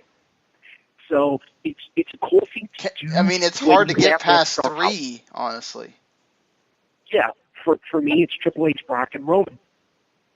Right, and that's everybody's 3, basically. Yeah. Right. So because because of the stipulation that they put on Ambrose and Owens, they can't possibly be in the Rumble match because they're not supposed to even be able to stand after that match. Well, one person would be. Yeah, but they both could be, most of the time, both combatants are beat so to hell. Like, the other guys, you know. No, there's absolutely no chance that Ambrose or Owens are in the Rumble match now that Last Man Yeah, and Standing those would be the other two match. that you could say have a dark horse shot at possibly winning. At the same time, though, I'm okay with your secondary champion not being in this Rumble. Yeah, I mean, that's fine. That being said, Del Rio probably will be with the U.S. title, even though he'll probably have a rematch at the Rumble against Kalisto as well. Right. Yeah. But at the same time, they're not going to have that last man standing stipulation on their match. But you'd imagine that Kalisto would win, so that would open the door for Del Rio to be in the... And the possibility of Del Rio as the corporate champion makes sense. It won't happen, but it would make sense. Right. It would be a way to make him matter. So, I mean, it's just, they put themselves into a corner where it's almost like the fans know how this is going to end, and now it's up to them to provide the surprise. Right. And Triple H won't even count as a surprise. No, because I think a lot of people, I mean, if you're paying attention to the storyline, which is, you know, Vince says, oh, well, my son-in-law is going to come and you're not going to know when. Well, as long as they don't... Right, we know, but as long as they don't let the cat out of the bag before Royal Rumble, the casual fans won't see it coming. Yeah. And then, you know, if they want to pull bigger surprises, which I think having The Undertaker or having The Rock show up in the match, I think could really help as far as bringing in the whole, oh my God, they're really pulling out all the stops because this is the title thing. But, you know. I could definitely see Undertaker being involved in this Rumble. I don't think Rock is because of his movie commitments. Right, but he doesn't have to do anything. He can just beat up everybody and he won't hurt himself. But, you know. Okay, remember, this was the guy who got hurt 30 seconds into his second match in 10 years. I guess you're right. Third. Sorry. So, but it's just, if they had better star power, I think it would be easier to pull this one off. I just don't think they have the star power. But I do like the idea of occasionally, sure, try and find a way to put the title on the line. Just don't make it a yearly thing, like Sean said earlier. Yeah. I mean, I wish WWE wouldn't do that for a lot of their gimmick pay-per-views, but I can understand, I guess, why they do it too. Is it's a like guaranteed you're going to get a base level of people that are interested in that kind of match, and they'll buy the pay-per-view. Yeah.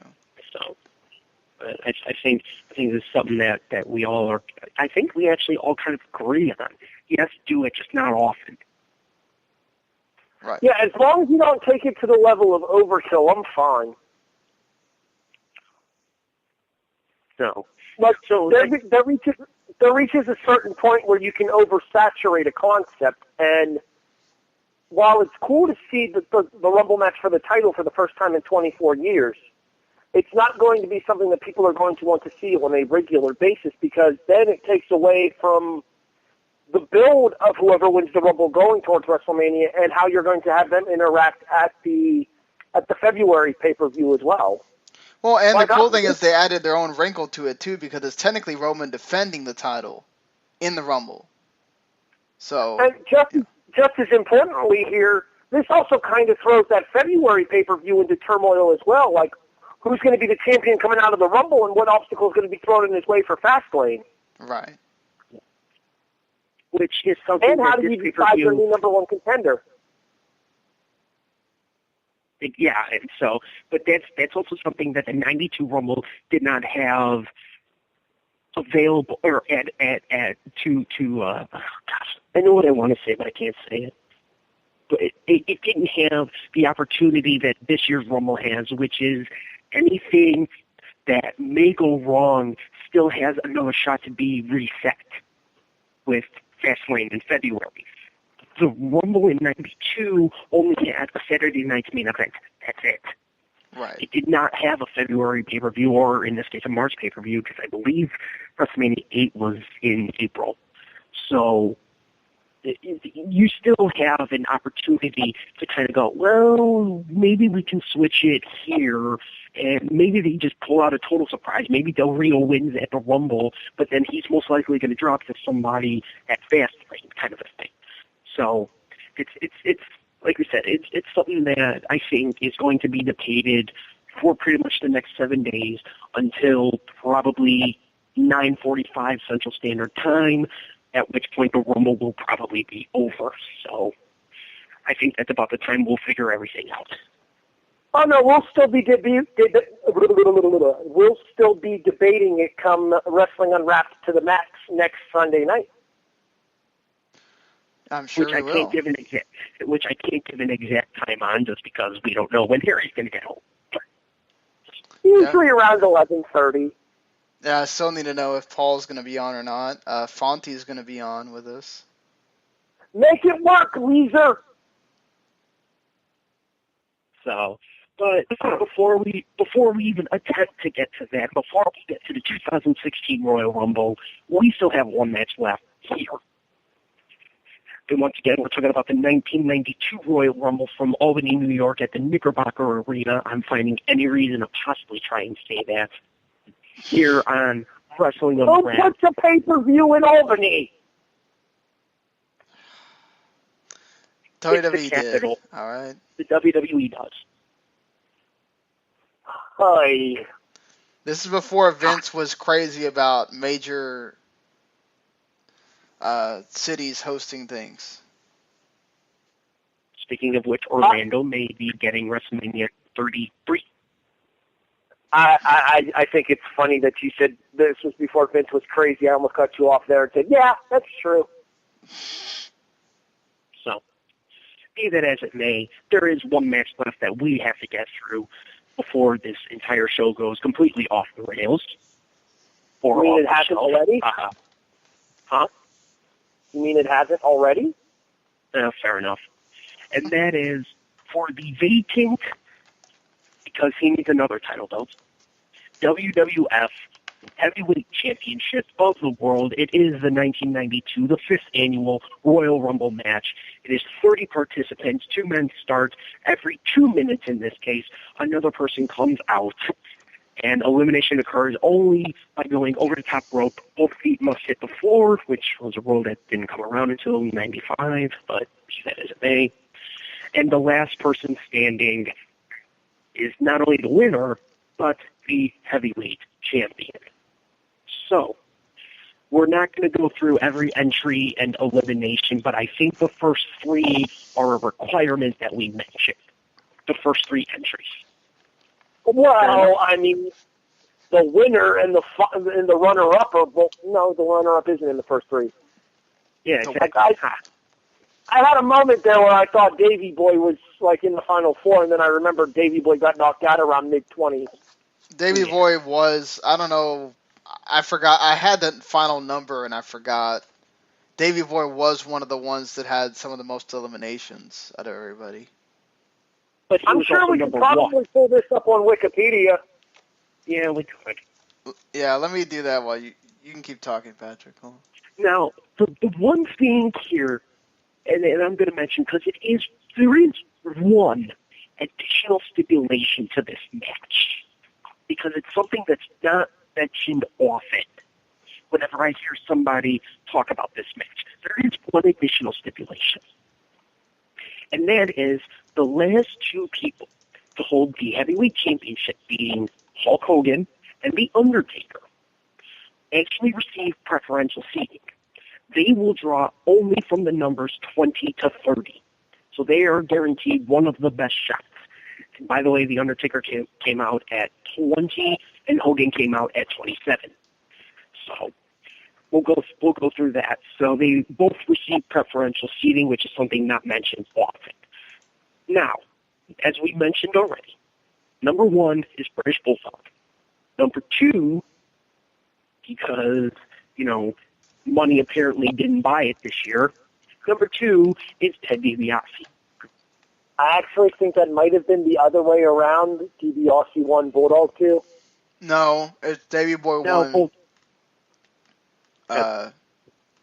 No, it's Davey Boy 1 and DiBiase 2.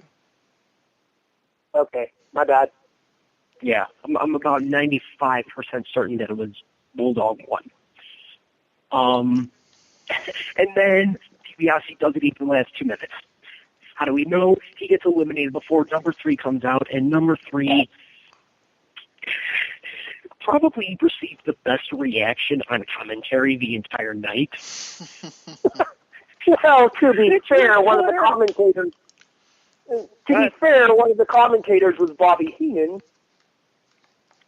And that was the whole point of this match. Let's not forget about that. You know,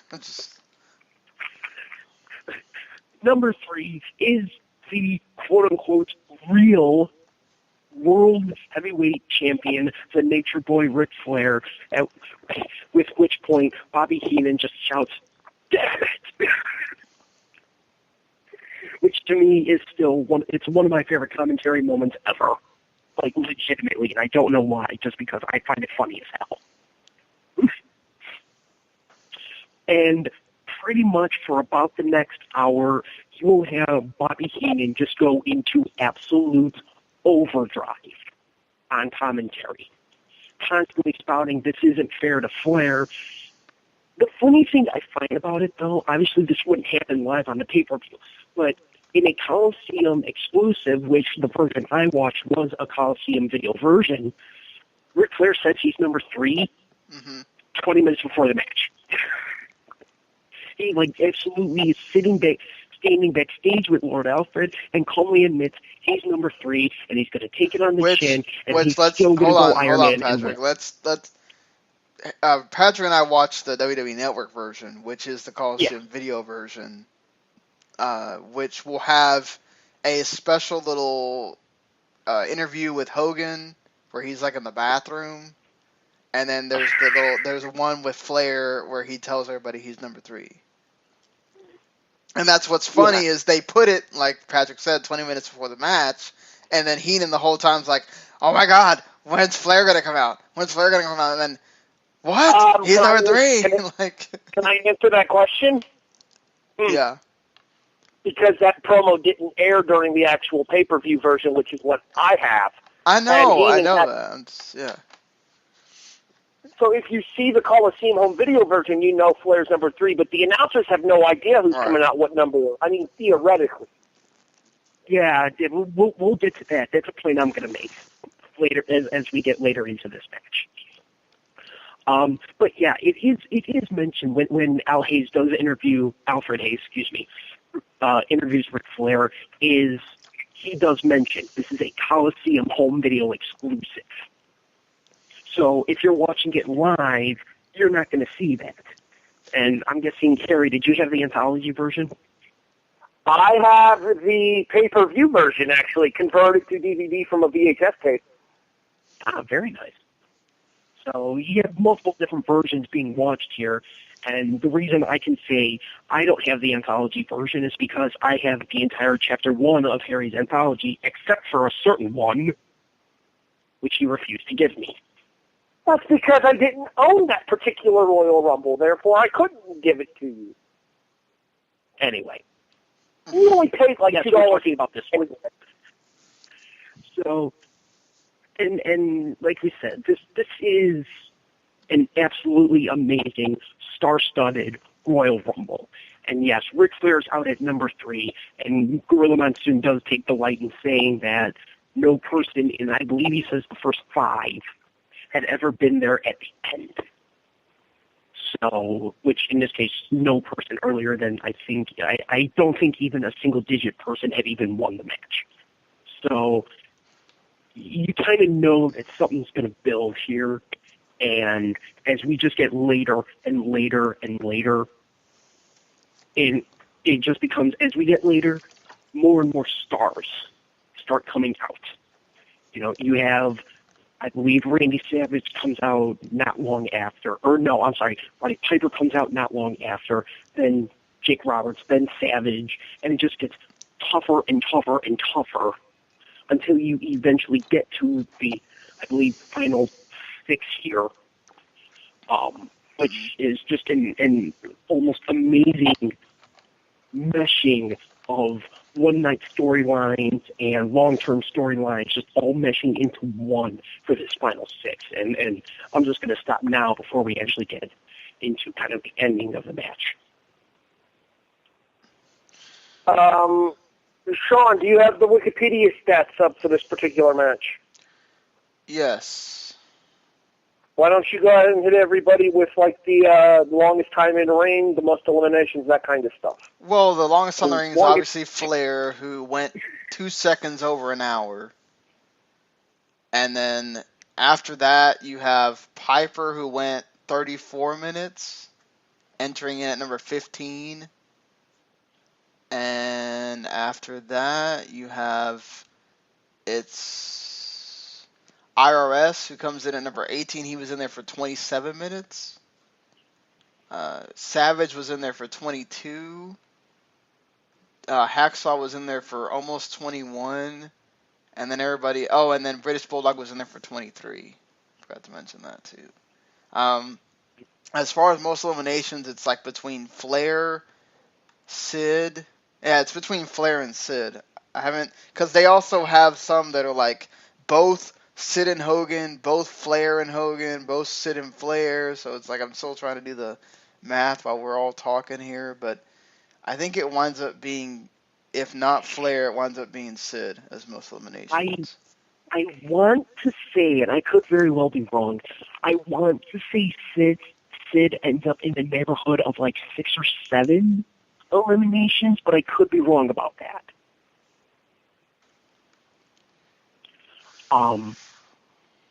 And during this match also, I think it at least bears a mention here. Sheer stupidity rears its ugly head. And I hope you guys know what I'm talking about here. I'm drawing a blank.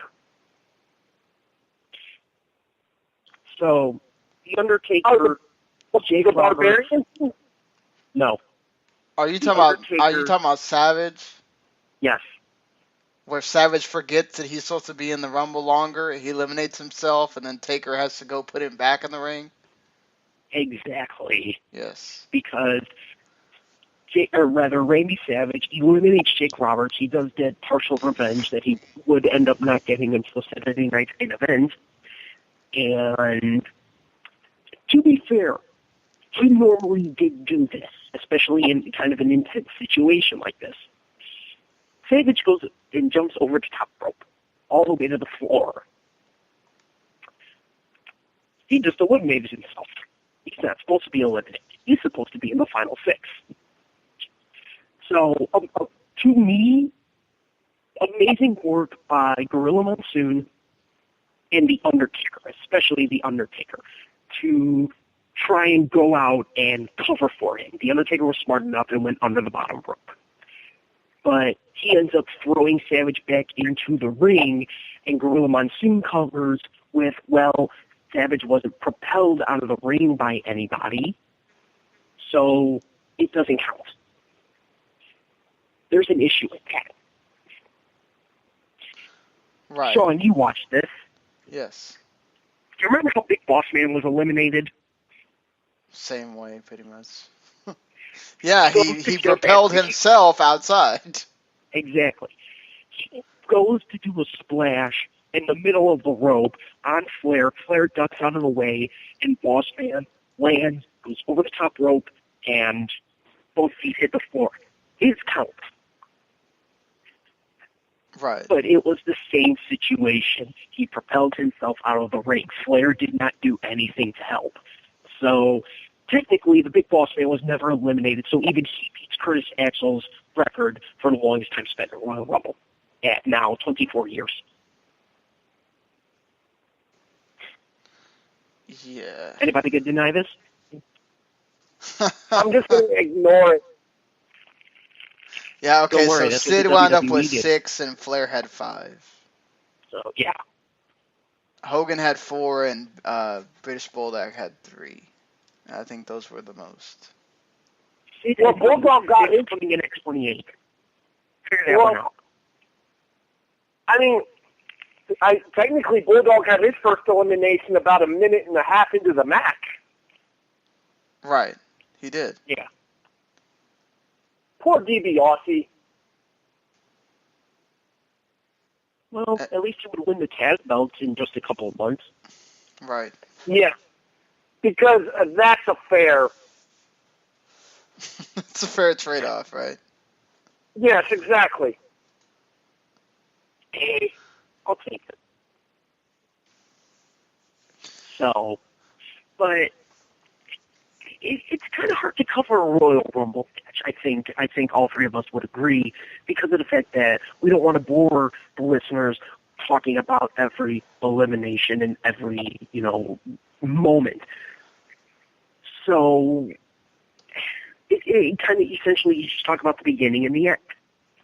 Well, I think what Harry brought up was kind of important. The fact that a lot of these guys, whether in WWE or in another promotion, that whether in NWA or something else that Flair was involved in, they have history with Flair. Texas Tornado winds up having the match at Texas Stadium with Flair. Greg Valentine has history with Flair. Piper has lots of history with Flair. That's why it's such a big deal when he comes out at 15. It's like, oh, here's the turning point of the match. You're at 15 now, halfway there. Oh, freaking Roddy Piper of all people, who he has a huge feud with at 91 when he first comes in, and it's like, oh crap, like, oh wow, here come all the heavy hitters now, and then it like. And then, like you guys pointed out, then after that, it's like All-Stars.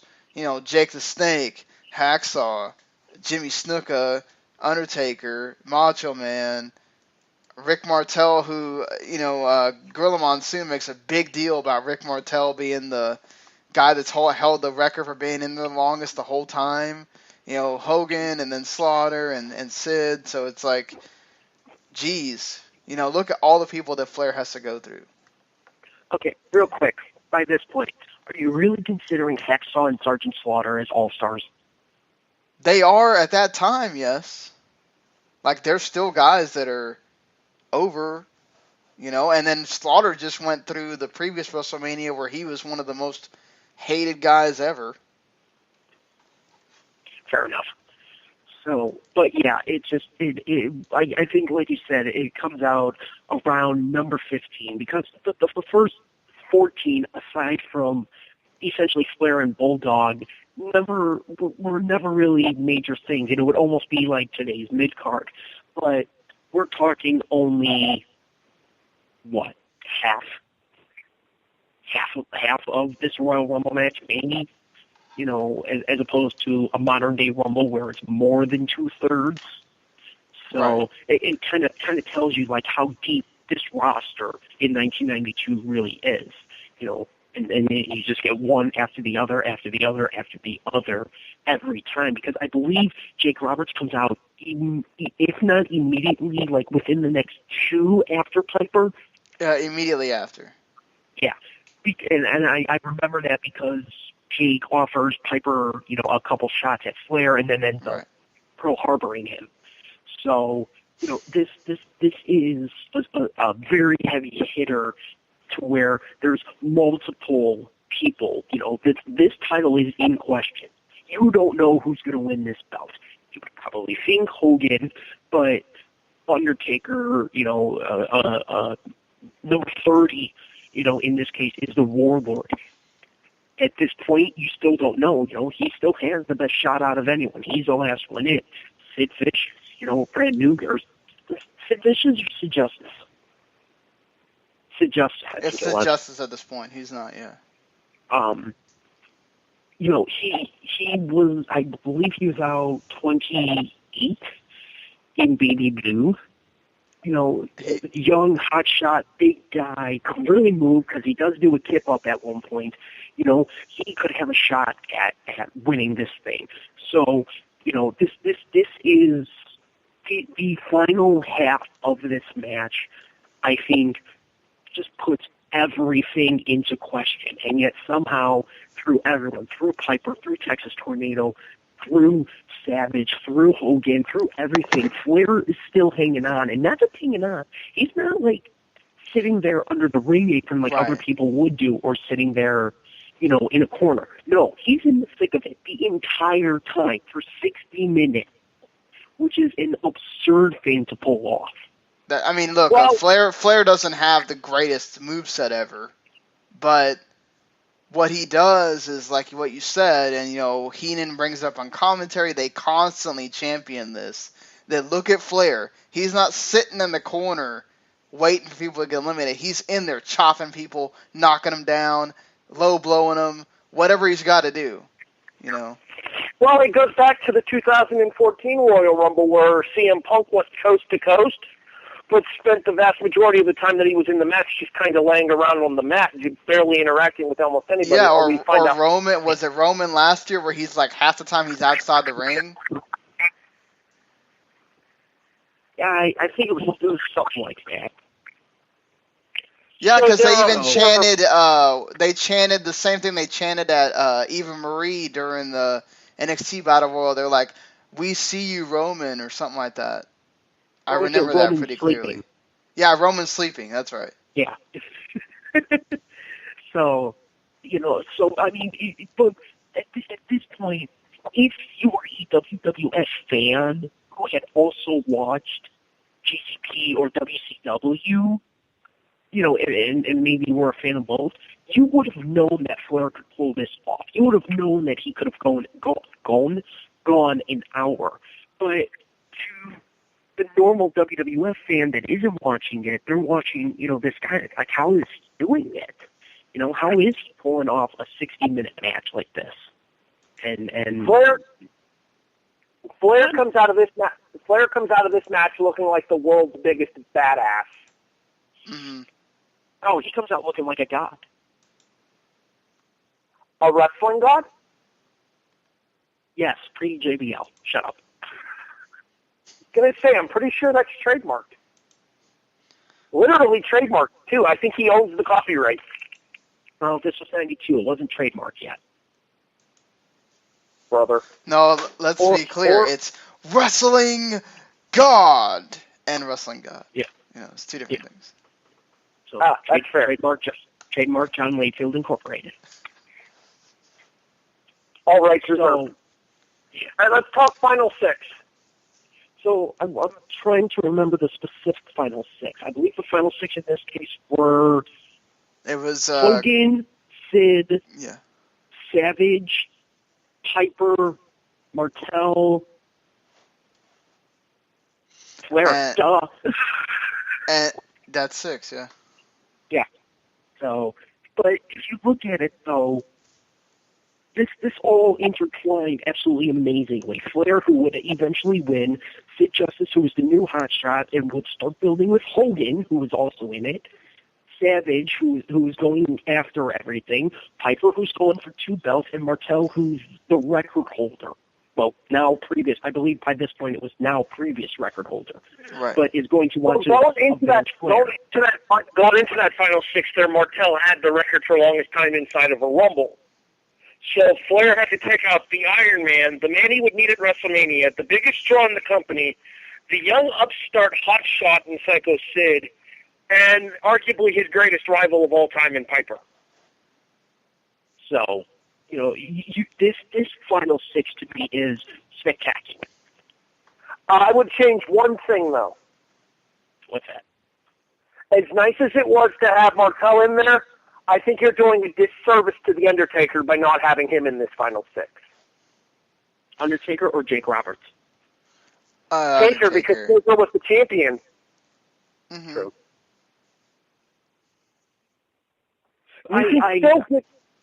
You can still get to Taker and Jake Roberts. Yeah, but I think Hogan eliminating him was important too, because it was Hogan taking out the guy that had beaten him, and you know, there's a part to that too. Why's Hogan got to get everything he wants? I'm just saying, there's multiple stories you tell in the Royal Rumble, not just the one with Flair. Even though when you're trying to tell the main story, what you do afterwards kills. Okay, Yeah. Sean, I think you're misunderstanding my point here. I'm still perfectly okay with Hogan being the guy to eliminate Taker from the ring. I just don't think it should have been before Final 6. Well, you're right. I mean, Fair but, you know, you want they've been championing this thing about the record holder for like a long, long time in this match. So it kind of makes sense, too.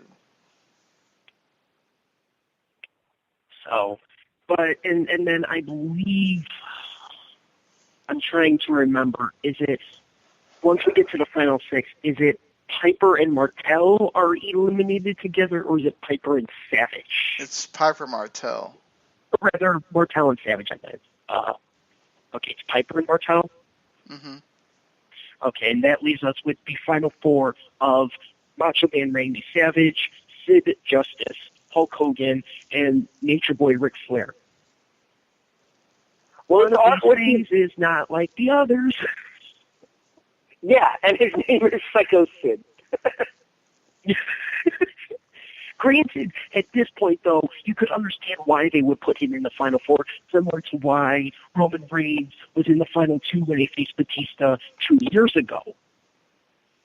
You know, it's not that he's going to win, it's he's the new hotshot guy, and you want to give him a push. So I can understand Sid Justice being in the Final 4, to which Savage would end up becoming eliminated, and now comes Bethel. Once we're down to the Final 3, now the whole thing just turns to mayhem, and I would think you guys would agree here. Not that it wasn't mayhem before. Yeah, true. Okay, it's the Royal Rumble. Of course it's mayhem. But Hogan is going after Flair, who you know, is taking kicks from Hogan. Sid Justice eliminates Hulk Hogan. So our final 2 is Ric Flair and Sid Justice. Which, might I add... I totally agree. Remember that, folks. Sid Justice eliminated Hulk Hogan. Brother. Hogan gets moody and doesn't get his way, and I'm still trying to hold back. Hulk Hogan grabs Sid Justice's hand and tries to pull him over, and eventually provides assistance to Flair, and Flair eliminates Sid Justice for the final elimination of this match, and after lasting 1 hour and proving he is, yet again, a 60-minute man, the winner and undisputed WWF Heavyweight Champion of the world is the Nature Boy Ric Flair, who immediately darts it from the ring. Yeah, because they had to, you know, give Hogan and Sid Justice time to, like, stare off with each other. Yep. Which bothered me, but... I wouldn't get into that yet. You're going to step on somebody's trash. Oh, okay, I'm sorry. Go ahead. Give your piece. I'm just saying it affected my rating for this match because it... Like, you're not letting a man who just spent an hour in the ring have his moment, and then you just let him have a moment in a promo. Look, that promo was great. I think the promo was spectacular in what it did for the title and how he puts it over and everything like that. But, like, you don't get to have your moment in the ring there. Understandable, he's a heel and all that kind of whatever, but I still think you let him sit there and have a little bit of glory because he just won the title. Let him get the title in the ring, hold it, whatever he wants to do, whether he cries or just... I just always think that moment should be given. I'm sorry, his name is not Hulk Hogan, therefore that is not possible. And you can even see during like the pull apart and the pushing and shoving, Hogan tries to start doing his shtick. And surprisingly, even on the network, because I know this ended up being edited in highlight reels where they would cover this, but on the network version, the crowd cheers when Sid Justice eliminates Hogan. The crowd boos when Hogan goes after Justice again, and then when when Hogan starts trying to do shtick and everything, the crowd has none of it. They're like, no, screw you for that one. And he almost immediately stops just because they're having none of it. And I do find it funny also that the whole thing ends with the last words you hear before they cut to Mean Gene is Sid Justice yelling, "I'll kill ya!" Yeah. And almost as high of a squeak as Brock Lesnar has. True. I don't know about that. I don't know. Sid's kind of squeaky when he yells. I'm just saying. True. So, but, I mean, here, I'll put it. Any final thoughts before we actually get to Cash and Trash and we get to our match rating for this one? I was about to say, I think we pretty thoroughly covered this match. It might be time to get into the rating for it. Sean, do you have anything to add there? My only thought on this match was DiBiase was robbed. As somebody that had played such a major role in the company up until that point, and with the stakes of this match being as high as they were, DiBiase should have gotten more than a minute and a half unless there was some kind of injury that wasn't known. Maybe. The only possible thing I could think of is that DiBiase was hurt at the time and therefore requested not being in the match that long. It very well could have been and does put Bulldog over a little bit, getting someone out immediately. But right. Even still, you have to wonder why. Which I think helps because, later on when you're trying to do another pay-per-view in SummerSlam after WrestleMania, he is the main event with Bret Hart, so. But Sean, how do you score this one? Like I said, that moment at the end that was made more about Hogan and all that kind of ruined my rating for it. I would have given it 4 stars, but I gave it 3 3/4 because of the rating or because of the ending. It just kind of soured it for me a little bit. Harry? 3 3/4? Yeah. Wow. Okay. Patrick, how we had Jazz versus Sarah Del Rey last week, and it was widely argued by both of us that we both agreed that it was going to be the best match we've reviewed yet? At the time, it was. Yeah, that lasted a week. I had this Rumble at 4.5 stars.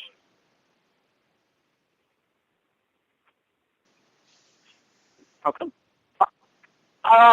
Regardless of the fact that, as I said, my inhibitions about DiBiase being around as shortly as he is, top to bottom, with all the stories that this match tells, with all of the angles that get furthered and all the matches for WrestleMania that get set up during the course of this match, and let's not kid ourselves, there are several other WrestleMania matches that get set up during this match.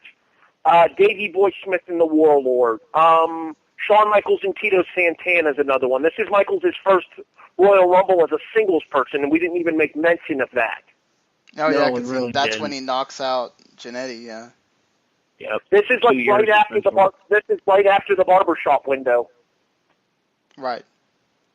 So, and it sets up his first WrestleMania singles match against Tito Santana too. So, we kind of get the start to the setup for Undertaker, Jake the Snake Roberts here because we end up seeing them interact a little bit during the course of the match, and then there's more specific interactions going into their match at WrestleMania 8.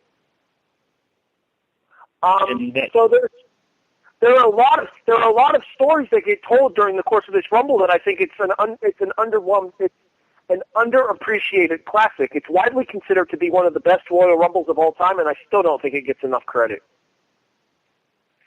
Just the sheer attention to detail that goes into everything that happens throughout the course of this match. Patrick? This was a tough one for me because give me the first, real quick, or do either of you have how long was this match? Yeah, It's about 1 minute, 61 minutes, 59 seconds, bell to bell. Give me the first 61 minutes, and I rate this a 4.5. But the chaos and the ending that is caused at the end almost puts it down to a 3.5. I ended up giving it a 4 because no matter how much the last, let's say, 30 seconds, maybe minute of this match, no matter how much it tries to bring it down, this is still the greatest Royal Rumble of all time. And 2001 was a very good one. 2004 was a very good one. There's several very good ones. I believe 2007 was a good one and had a great ending with The Undertaker and Shawn Michaels. But just in terms of star power and the stakes and just everything about it, the hot crowd, just everything meshes well together to make this one of the greatest Royal Rumbles, and in my opinion, the greatest Royal Rumble match of all time. Even as it may, I couldn't rank it higher because of a lot of these small, screwy things about it. To me, Bobby Heenan, to a point, actually did detract a little bit. Because yes, he's in Flair's corner. That part's obvious. We know that. But there's other people in the match still. And I know, he's supposed to be Ric Flair's #1 fan, but occasionally get off of Flair and talk about somebody else. And the only time he really would do that would be to talk about who's coming up. He would run down the tape on some of the guys, though. Well, and to be fair, he also had a vested financial interest in this as well as being part of Flair's financial staff there. Let's not forget that he was one of the ones back there celebrating with Flair and Hennig after Flair won the title. I understand that. And to me, I still think that this was one of Bobby Heenan's, greatest pay-per-views ever. And especially this match, I thought it was fantastic, but eventually it did kind of seem to wear on me a little bit. Just me. That's a strictly personal thing. I still think he's one of the greatest, if not the greatest, color commentators of all time. The screwiness at the end was a definite letdown and probably pulled out a full half star. And when I'm saying Bobby, started to grain on me, I'm talking taking out a quarter of a star. Not much at all. So it was mostly the end that kind of took away the most for me. And small other things, that just wear and tear almost would put this at a 4-star match for me still, and it's still the greatest Royal Rumble match of all time. All right, well, let me ask you a question, Patrick. I think the Macho Man screw-up, too, is a little bit of a, that shouldn't have happened. You gave Jazz and Del Rey 4 stars as well. Okay. Which one's higher? The Rumble. All right. And I'll get to that when we start ranking. And to be fair, honestly, I just never know how do you really rate the Rumble because there's always parts where it lags a little bit. This one was, I don't even remember a lot of Rumble matches, but this is one of the greatest ones just from the story that's being told inside to Heenan basically constantly telling you Flair's story, how he feels about it, and then Flair just constantly being on the attack in this thing. He's not sitting back. So it's a weird thing because it's such a long match and you have to take into account so many different things. It's one of those where I was just like, well, where do I start with this? And then if I have issues, how much do I go down? How much do I go up? Yeah. There are a lot of people who will not rate Royal Rumble matches, and it's understandable why, because it's difficult to get, as you said, a general idea there. The reason I have it as high as I do is I put it into historical context for what it means for that, as well as the work that the men that were inside of the match put in as well. Which is fair. Yeah. Go ahead. Okay. There's no doubt this, it's a very tough match. Like we said, it's over an hour long. It's usually the longest match of the year. In most cases, I think most years it is. So, it's a very, very tough one to call when you have to deal with something of that length. So and I'm not saying, 4 stars obviously still exceeds quite a bit here. I would put this as the best match that we've reviewed so far, and I think in this case it's going to take a lot to top it. Knowing some of our upcoming shows, it'll take a hell of a lot to top it. So, I think that will depend on what manias we decide to do as our specialties. I mean, if we do WrestleMania 17, I can think of at least 2 matches that'll jump it. So can I. But we'll figure that out as we go forward, and I think we'll start talking more about WrestleMania season in 2 weeks when we cover ECW Guilty as Charged, their final ever pay-per-view. I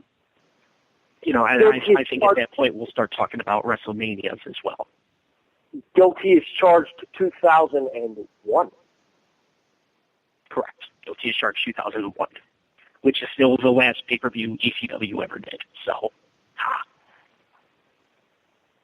I was just giving people the year. So, do we want to give show rankings, or do we want to do cash and trash first? I think we should do cash and trash first. We always save our show ranking for the very end, unless somebody forgets it and tries to do the advertisements. Bite me. So, as our guest reviewer, as he was actually able to watch the show this time, we have Sean start. What's your cash for this one? What's your favorite little thing about this?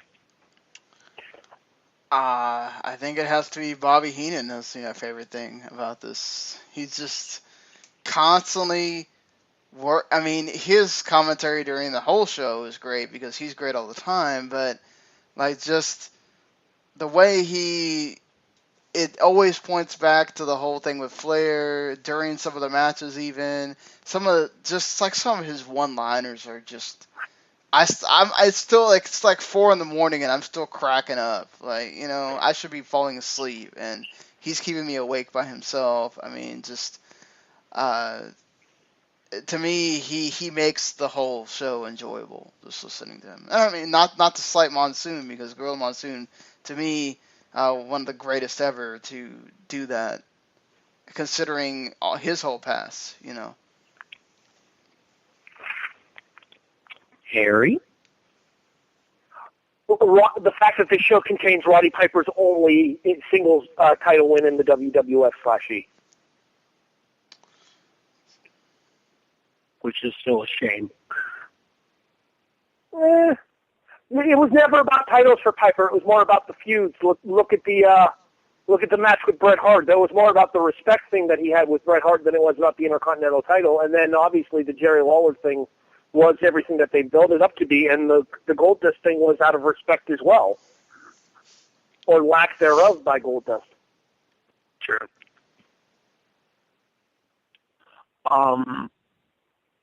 It's something we've mentioned earlier, but I think it is something that does need to be talked about here.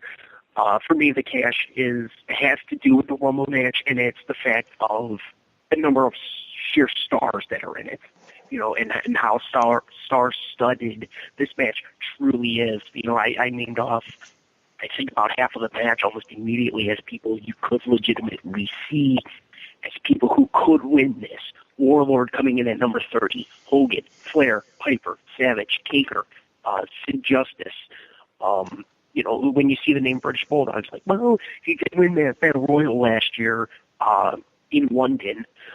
DiBiase, when you just see the list of stars, this is a Rumble unlike any other. And it wasn't just the fact that the stakes were so high because it was for the vacated WWE Heavyweight Championship, but it was the fact that you could see maybe half to 2/3 of this roster as a person who could win this match. Obviously, it would end up building into what was supposed to be Hogan and Flair, but would end up, building to Flair and Savage and having, in my opinion, a very underrated match at WrestleMania 8.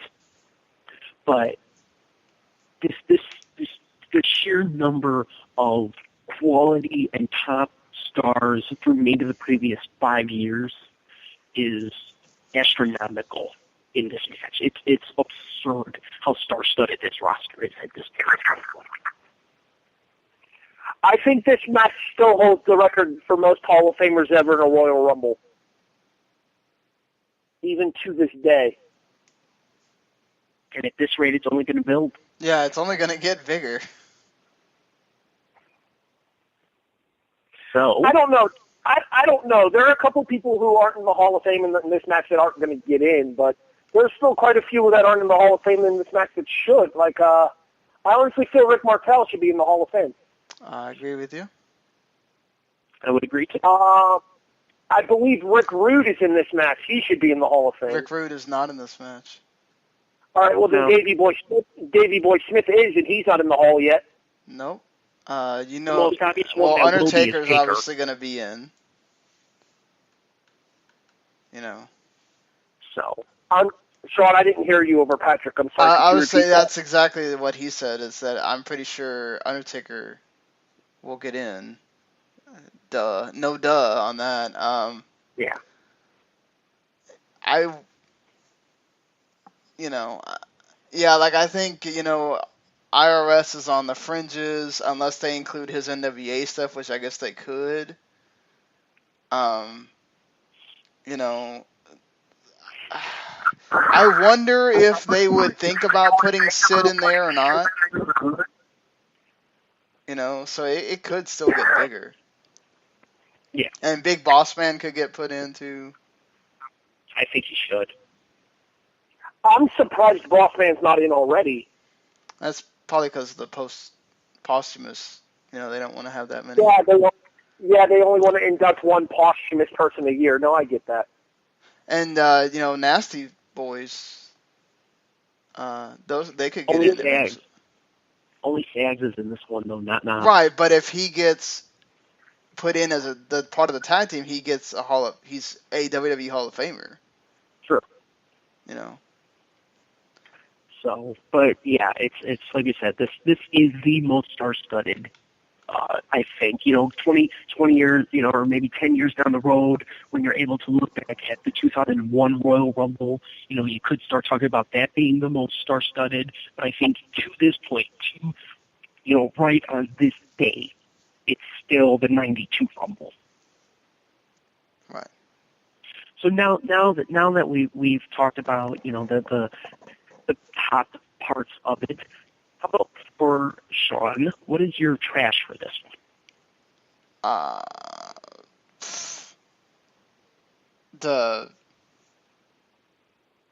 It has to be the frickin' Hogan stuff at the end. This is really ruined my emotions for going through and watching that whole Royal Rumble, being awake at 5. I mean, this doesn't have to do, but I'm awake at 5 a.m. I'm excited about watching this thing. I'm taking notes, and then here comes, and it's like, oh, really? Come on, we end it like that? It's just, but it was Hogan, so, that's what you kind of expect at that point. And it also goes back to the whole Vince, Ric Flair's not my guy, so I don't know if I want to give him all this publicity, and then eventually he would leave. So that's another thing. Because there's still people that question whether or not if Flair was a Vince guy, if Savage would have won the belt at WrestleMania 8. It's just, you have to wonder that too. But yeah, it's a question that I think is even asked about to this day here. So, how about you, Harry? The same thing I mentioned when we were discussing the Rumble. The fact that DiBiase's involvement was only like a minute and a half, I feel like he got the short end of the stick there for somebody that had meant as much to the company over the previous 4 years as he had, going all the way back to the WrestleMania 4 title tournament.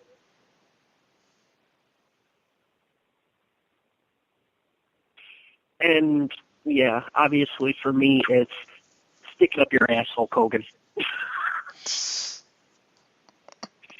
I've said it before. Obviously, I'll try and keep this one shorter than the last time, and I'll try and keep it much more PG than last time.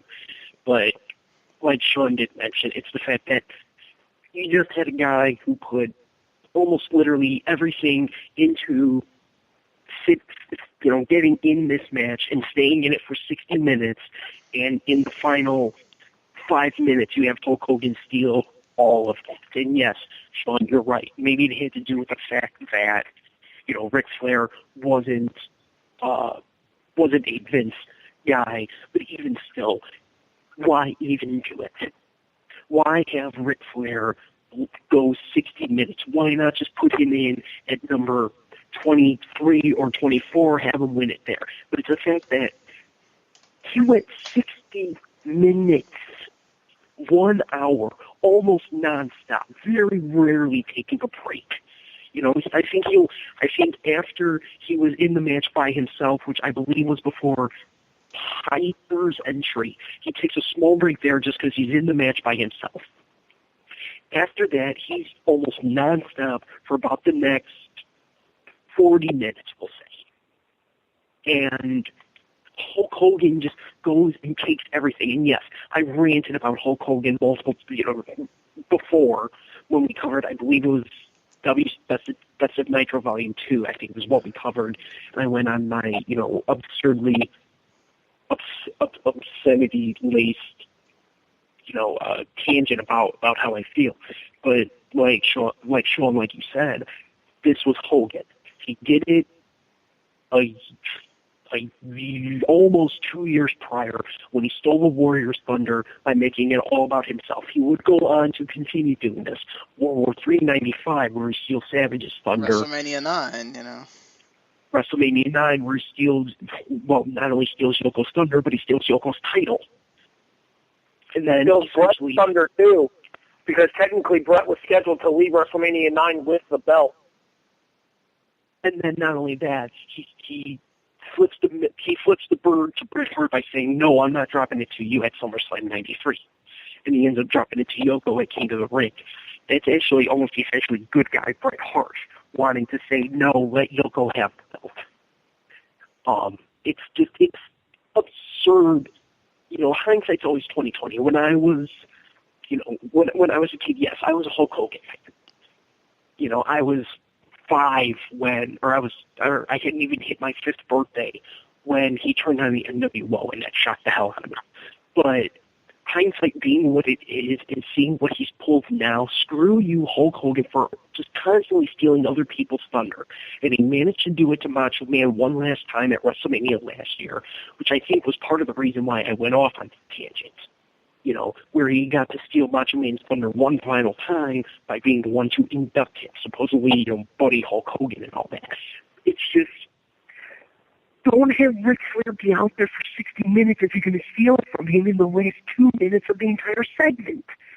Why? Just why? Why would you pull something like that? If anything, it would only build sympathy for Ric Flair. Which, if I think about it, by WrestleMania 8, a few people were cheering, or I should say after this, a few people were cheering for him. He had to go and try and go in overdrive just to get people to boo him again because so many people were pissed off at Hulk Hogan for pulling this crap. So it's just, shove it up your ass. There, I'm done. I was nice with this time. All right. I have nothing to add to that. I'm used to it. This doesn't surprise me. Let's go ahead and move on to our best and worst match. I don't even think we really have to go this far. I think all three of us do agree. Worst match being god-awful tag team match of the Bushwhackers and the Beverly Brothers. And the best match being the Rumble. Just for reference, so this is a observer from February 3rd, 1992. This is when, obviously, Meltzer had to use the phone. He couldn't use emails. 283 people of the people that voted said Bushwhackers versus Beverly Brothers was the worst match. Legion of Doom versus Natural Disasters had 81. And then everybody, surprisingly, this wasn't totally universal. 307 people said Royal Rumble was the best. And New Foundation versus Orient Express, there were 61 people that said that was the best match. Which I believe goes for both of us, or I should say for Harry and I, I don't know about you, Sean, but for Harry and I at least, the Rumble match was number 1, and I think we had the opening tag as number 2. So I'm not surprised with that ranking at all. Not to say, that we're Dave Meltzer or his voters. We're just giving our own objective opinion here. Yeah. No, I agree. I just think that it's kind of weird that there was even anybody that thought that the Royal Rumble wasn't the best match. Different strokes for different folks there, Sean. Yeah. So I don't know. Just thought the Royal Rumble was like the best thing on the show. Period. You know that. But maybe I guess there's some people that just can't see the Royal Rumble like that. People just say, "Oh, well, it has to be a singles match or it has to be a tag match." Or also, this is different. It's 1990s, so. Yeah, I was going to say it almost brings up something that we brought up earlier of how hard it is to rate a Royal Rumble match. Maybe some people took that kind of a thing into account. If you eliminate the Royal Rumble match, yes, the opening tag match is easily the best match on this card. So, they may have taken that kind of opinion towards it. Right. So, but yeah, obviously all three of us agree here, and I don't think we have to push it really any further. Worst match being the Bushwhacker Beverly, best match being the Royal Rumble. Yeah, we've already spent a little over 2 hours discussing both of those, so I say it's time for the big finish. Let's go ahead and get into our show ratings. Sean, you want to start with us? Jeez. Out of 10. This is hard because there's only really 2 good matches on the show, and there's 5 matches on it. Yes, but I would remind you that those 2 good matches take up about half of the show, if not a little bit more. Yeah. I'm gonna say 7.5. It's not. I think in order for it to get into the 8 or 10, 8 category, it has to have more than half the matches have to be of a really good quality. It just doesn't get there. Hey, if the LOD match hadn't had the stupid finish, maybe it would. But you have one downright stupid, crappy match, and then you have the IC title match that was shorter than an IC title match really should be, but understanding it's a Rumble too, so yeah, that's where I'm gonna land on that. Harry? 7. And the reason I give it a 7 is for pretty much the reasons that Sean mentioned, and what I mentioned to him while he was getting ready to give his rating there, and the fact that, yeah, it's a 5-match card. 2 of the matches are really good, but those 2 matches take up most of the card, and the Royal Rumble match itself is an all-time classic. Like, if you were going to create an Annals of Wrestling where you could only pull 1 match from, say, a year or a show or whatever it would be, I would say that the 1992 Royal Rumble would be the match that you would pull from 1992, if not Brett and Davey Boy from SummerSlam. Real quick, I find the WWF title match from SummerSlam 92 to be underrated. That would be Flair and Warrior? Warrior and Savage. Flair Warrior and Savage. That's right. That's the which one would turn match. I know which one you're referring to now. Yeah. So, as far as I go, their match at WrestleMania 6 was better, but carry on. Yeah. Like you guys said, the top 2 matches of this take up over half of this card. One of which actually takes up over a third of this card. The 2 worst matches, well, okay, the worst is the worst. The next worst, tries its best, and I'll put it this, both of the title matches tried their best, but one only had 5 minutes, and the other was a fluky finish. So, it's kind of a toss-up. That's a middle-of-the-road kind of thing. So, you can see that they were trying to build, but in this case, for me, even though I've tried to talk about it as I'm watching it live, but for me it's kind of a hindsight's 2020 kind of thing. I'm giving this a 6.5, just because that ending really does ruin it for me, despite the fact that the actual ending is the promo, and it's one of my favorite promos ever. You know, and it's still one of the greatest Rumble matches of all time. And sure, to me, the opener's too long, but it's at least decent. And you could see where they're trying to go, and most of it would 100% fail in the end. But I can't give it as high of a score as you, just because of the fact that I feel that opener's too long. It is good. You know, not great, but it is very good, but it's too long for me, which is kind of the major drawback for me. You know, the Rumble match is the Rumble match. It's the one everything is still compared to, even now, almost 25 years later. So, you know, but that Bushwhacker Beverly match just is horrific. You know, and that's a major major takeaway from it. So, and the two title matches are just middle of the road for me for one reason or another. So I'll put the positives ahead of the negatives, but I can't really give this more than a 6.5. Sean, you skewer our rankings. Oh, really? Yes. Because of you, we end up exactly on a 7, which means I'm right and you're both wrong. Nice.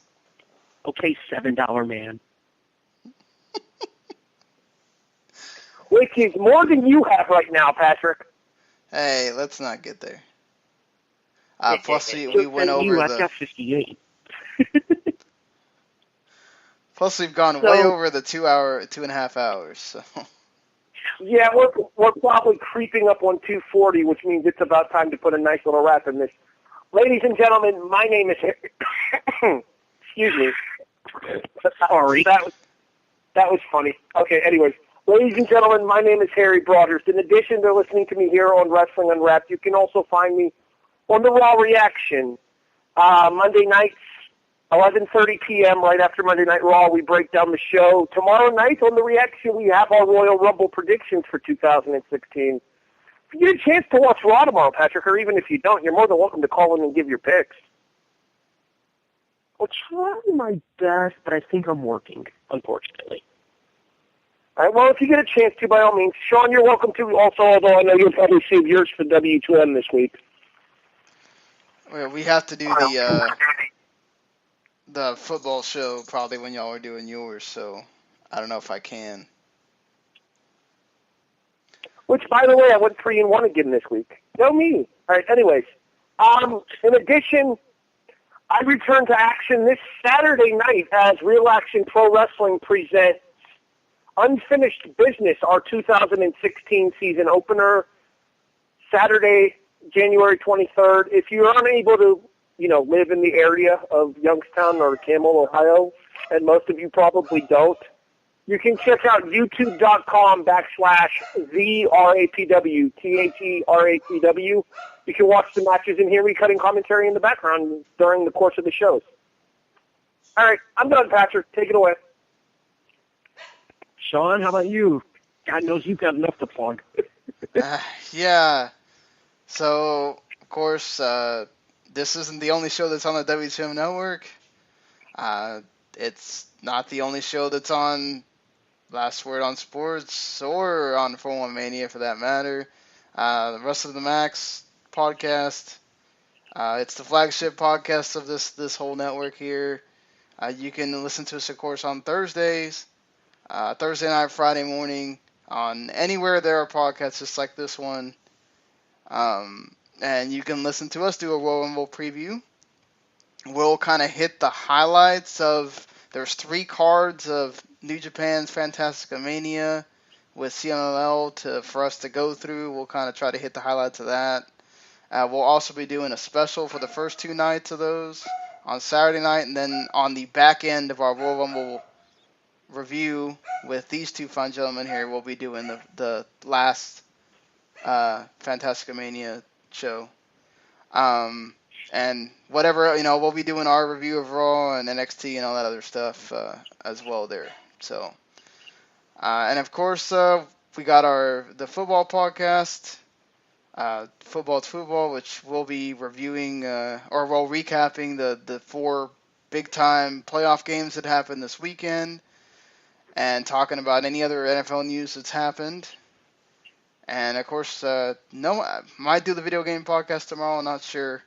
And of course, check out the other stuff that's there. The other wrestling podcast that's on our network, the Running Wild podcast, they had a new episode, which I have to upload after we finish this. I forgot about it.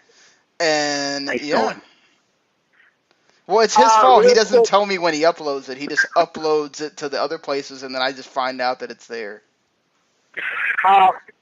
Real too much talking tonight. I'm losing my voice. Not that it was that great to begin with tonight. Real quick, I know you guys will probably hit on this on football tomorrow. Rest in peace, Lawrence Phillips, one of the, and I hate to say this about the guy, but it's the honest fact of the matter here, one of the biggest wastes of potential in NFL history. Yeah, you could say that. Thanks, Harry. Now I got to do all of our plugs with that hanging over me. Well, you know. We don't even have to get into the other sadder deaths that have happened since the last time we've done a podcast. I don't think. Yeah, no, yeah. Let's not get into that. And then, of course, for Harry and I specifically, and Sean most likely if he's part of the next show as well, we're off next week. It is the 2016 Royal Rumble. But we will be on later that night doing another Wrestling Unwrapped to the Max special where we will run down the 29th annual pay-per-view. I do want to say one thing real quick. This will be our first Wrestling Unwrapped to the Max as an official part of the network. Oh, yeah, that's right. Yeah. This will be the first pay-per-view where we've actually had Wrestling Unwrapped in the bank going into the pay-per-view. Holy cow, that's almost a scary thought. And we've only been doing this crap now since SummerSlam. Yeah, right. So make sure to listen to that when it will be, I believe, Gary, Sean, Harry, and myself. I could be wrong about that. We'll ballpark a time and say 12:30 a.m. Monday Eastern, 11:30 p.m. Sunday Central. But keep an eye on that. And then Harry and I specifically, what? You did miss somebody. I think Sean mentioned earlier, our good buddy James Fontaine is joining us for the Royal Rumble wrap-up. Yeah, we don't know if Paul's going to be on or not yet. I need to ask him. So. By the way, if he ever gets a chance to listen to this, because I know he's a fan of the show, tell your son I said happy birthday, Fonty. Awesome. Hey, that's good to know that Austin is a fan of the show. I know Fonty is. Well, I would, that's cool. I mean, I'm glad that some of the people in the group are kind of transferring over and wanting to listen to this too, because, you guys deserve all the plaudits here. Oh, thank you very much, Sean. And speaking of that, Harry and I specifically, and possibly Sean too, if we can get all of our technical difficulties sorted out in that time, we'll be back in 2 weeks covering the 2001 edition of ECW Guilty as Charged, the final ever pay-per-view put together by ECW before being bought by the WWE. So that should be a mighty, mighty interesting one. And then, as always, if you want to go back and listen to this show here, this one that we just finished, even though it was absurdly long, as we cover the 1992 Royal Rumble, you can be sure to listen not only on 411mania.com, you can listen to us on lastwordonsports.com, you can listen to us on YouTube, Blueberry, iTunes, Spreaker, because they do have on-demand, Stitcher Radio, or any of the other major places where you get your podcasts. So we need the numbers. Don't even have to listen to the whole thing. We need the numbers. Hey. Be that as it may, This has been way too long. So for Sean Garner and Harry Broadhurst, I'm Patrick Kessa. We'll see you in 2 weeks. You have been listening to the 1992 Royal Rumble review on Wrestling Unwrapped on 411mania.com, Last Word on Sports, and Spreaker via the W2M Network. Deuces, lizards.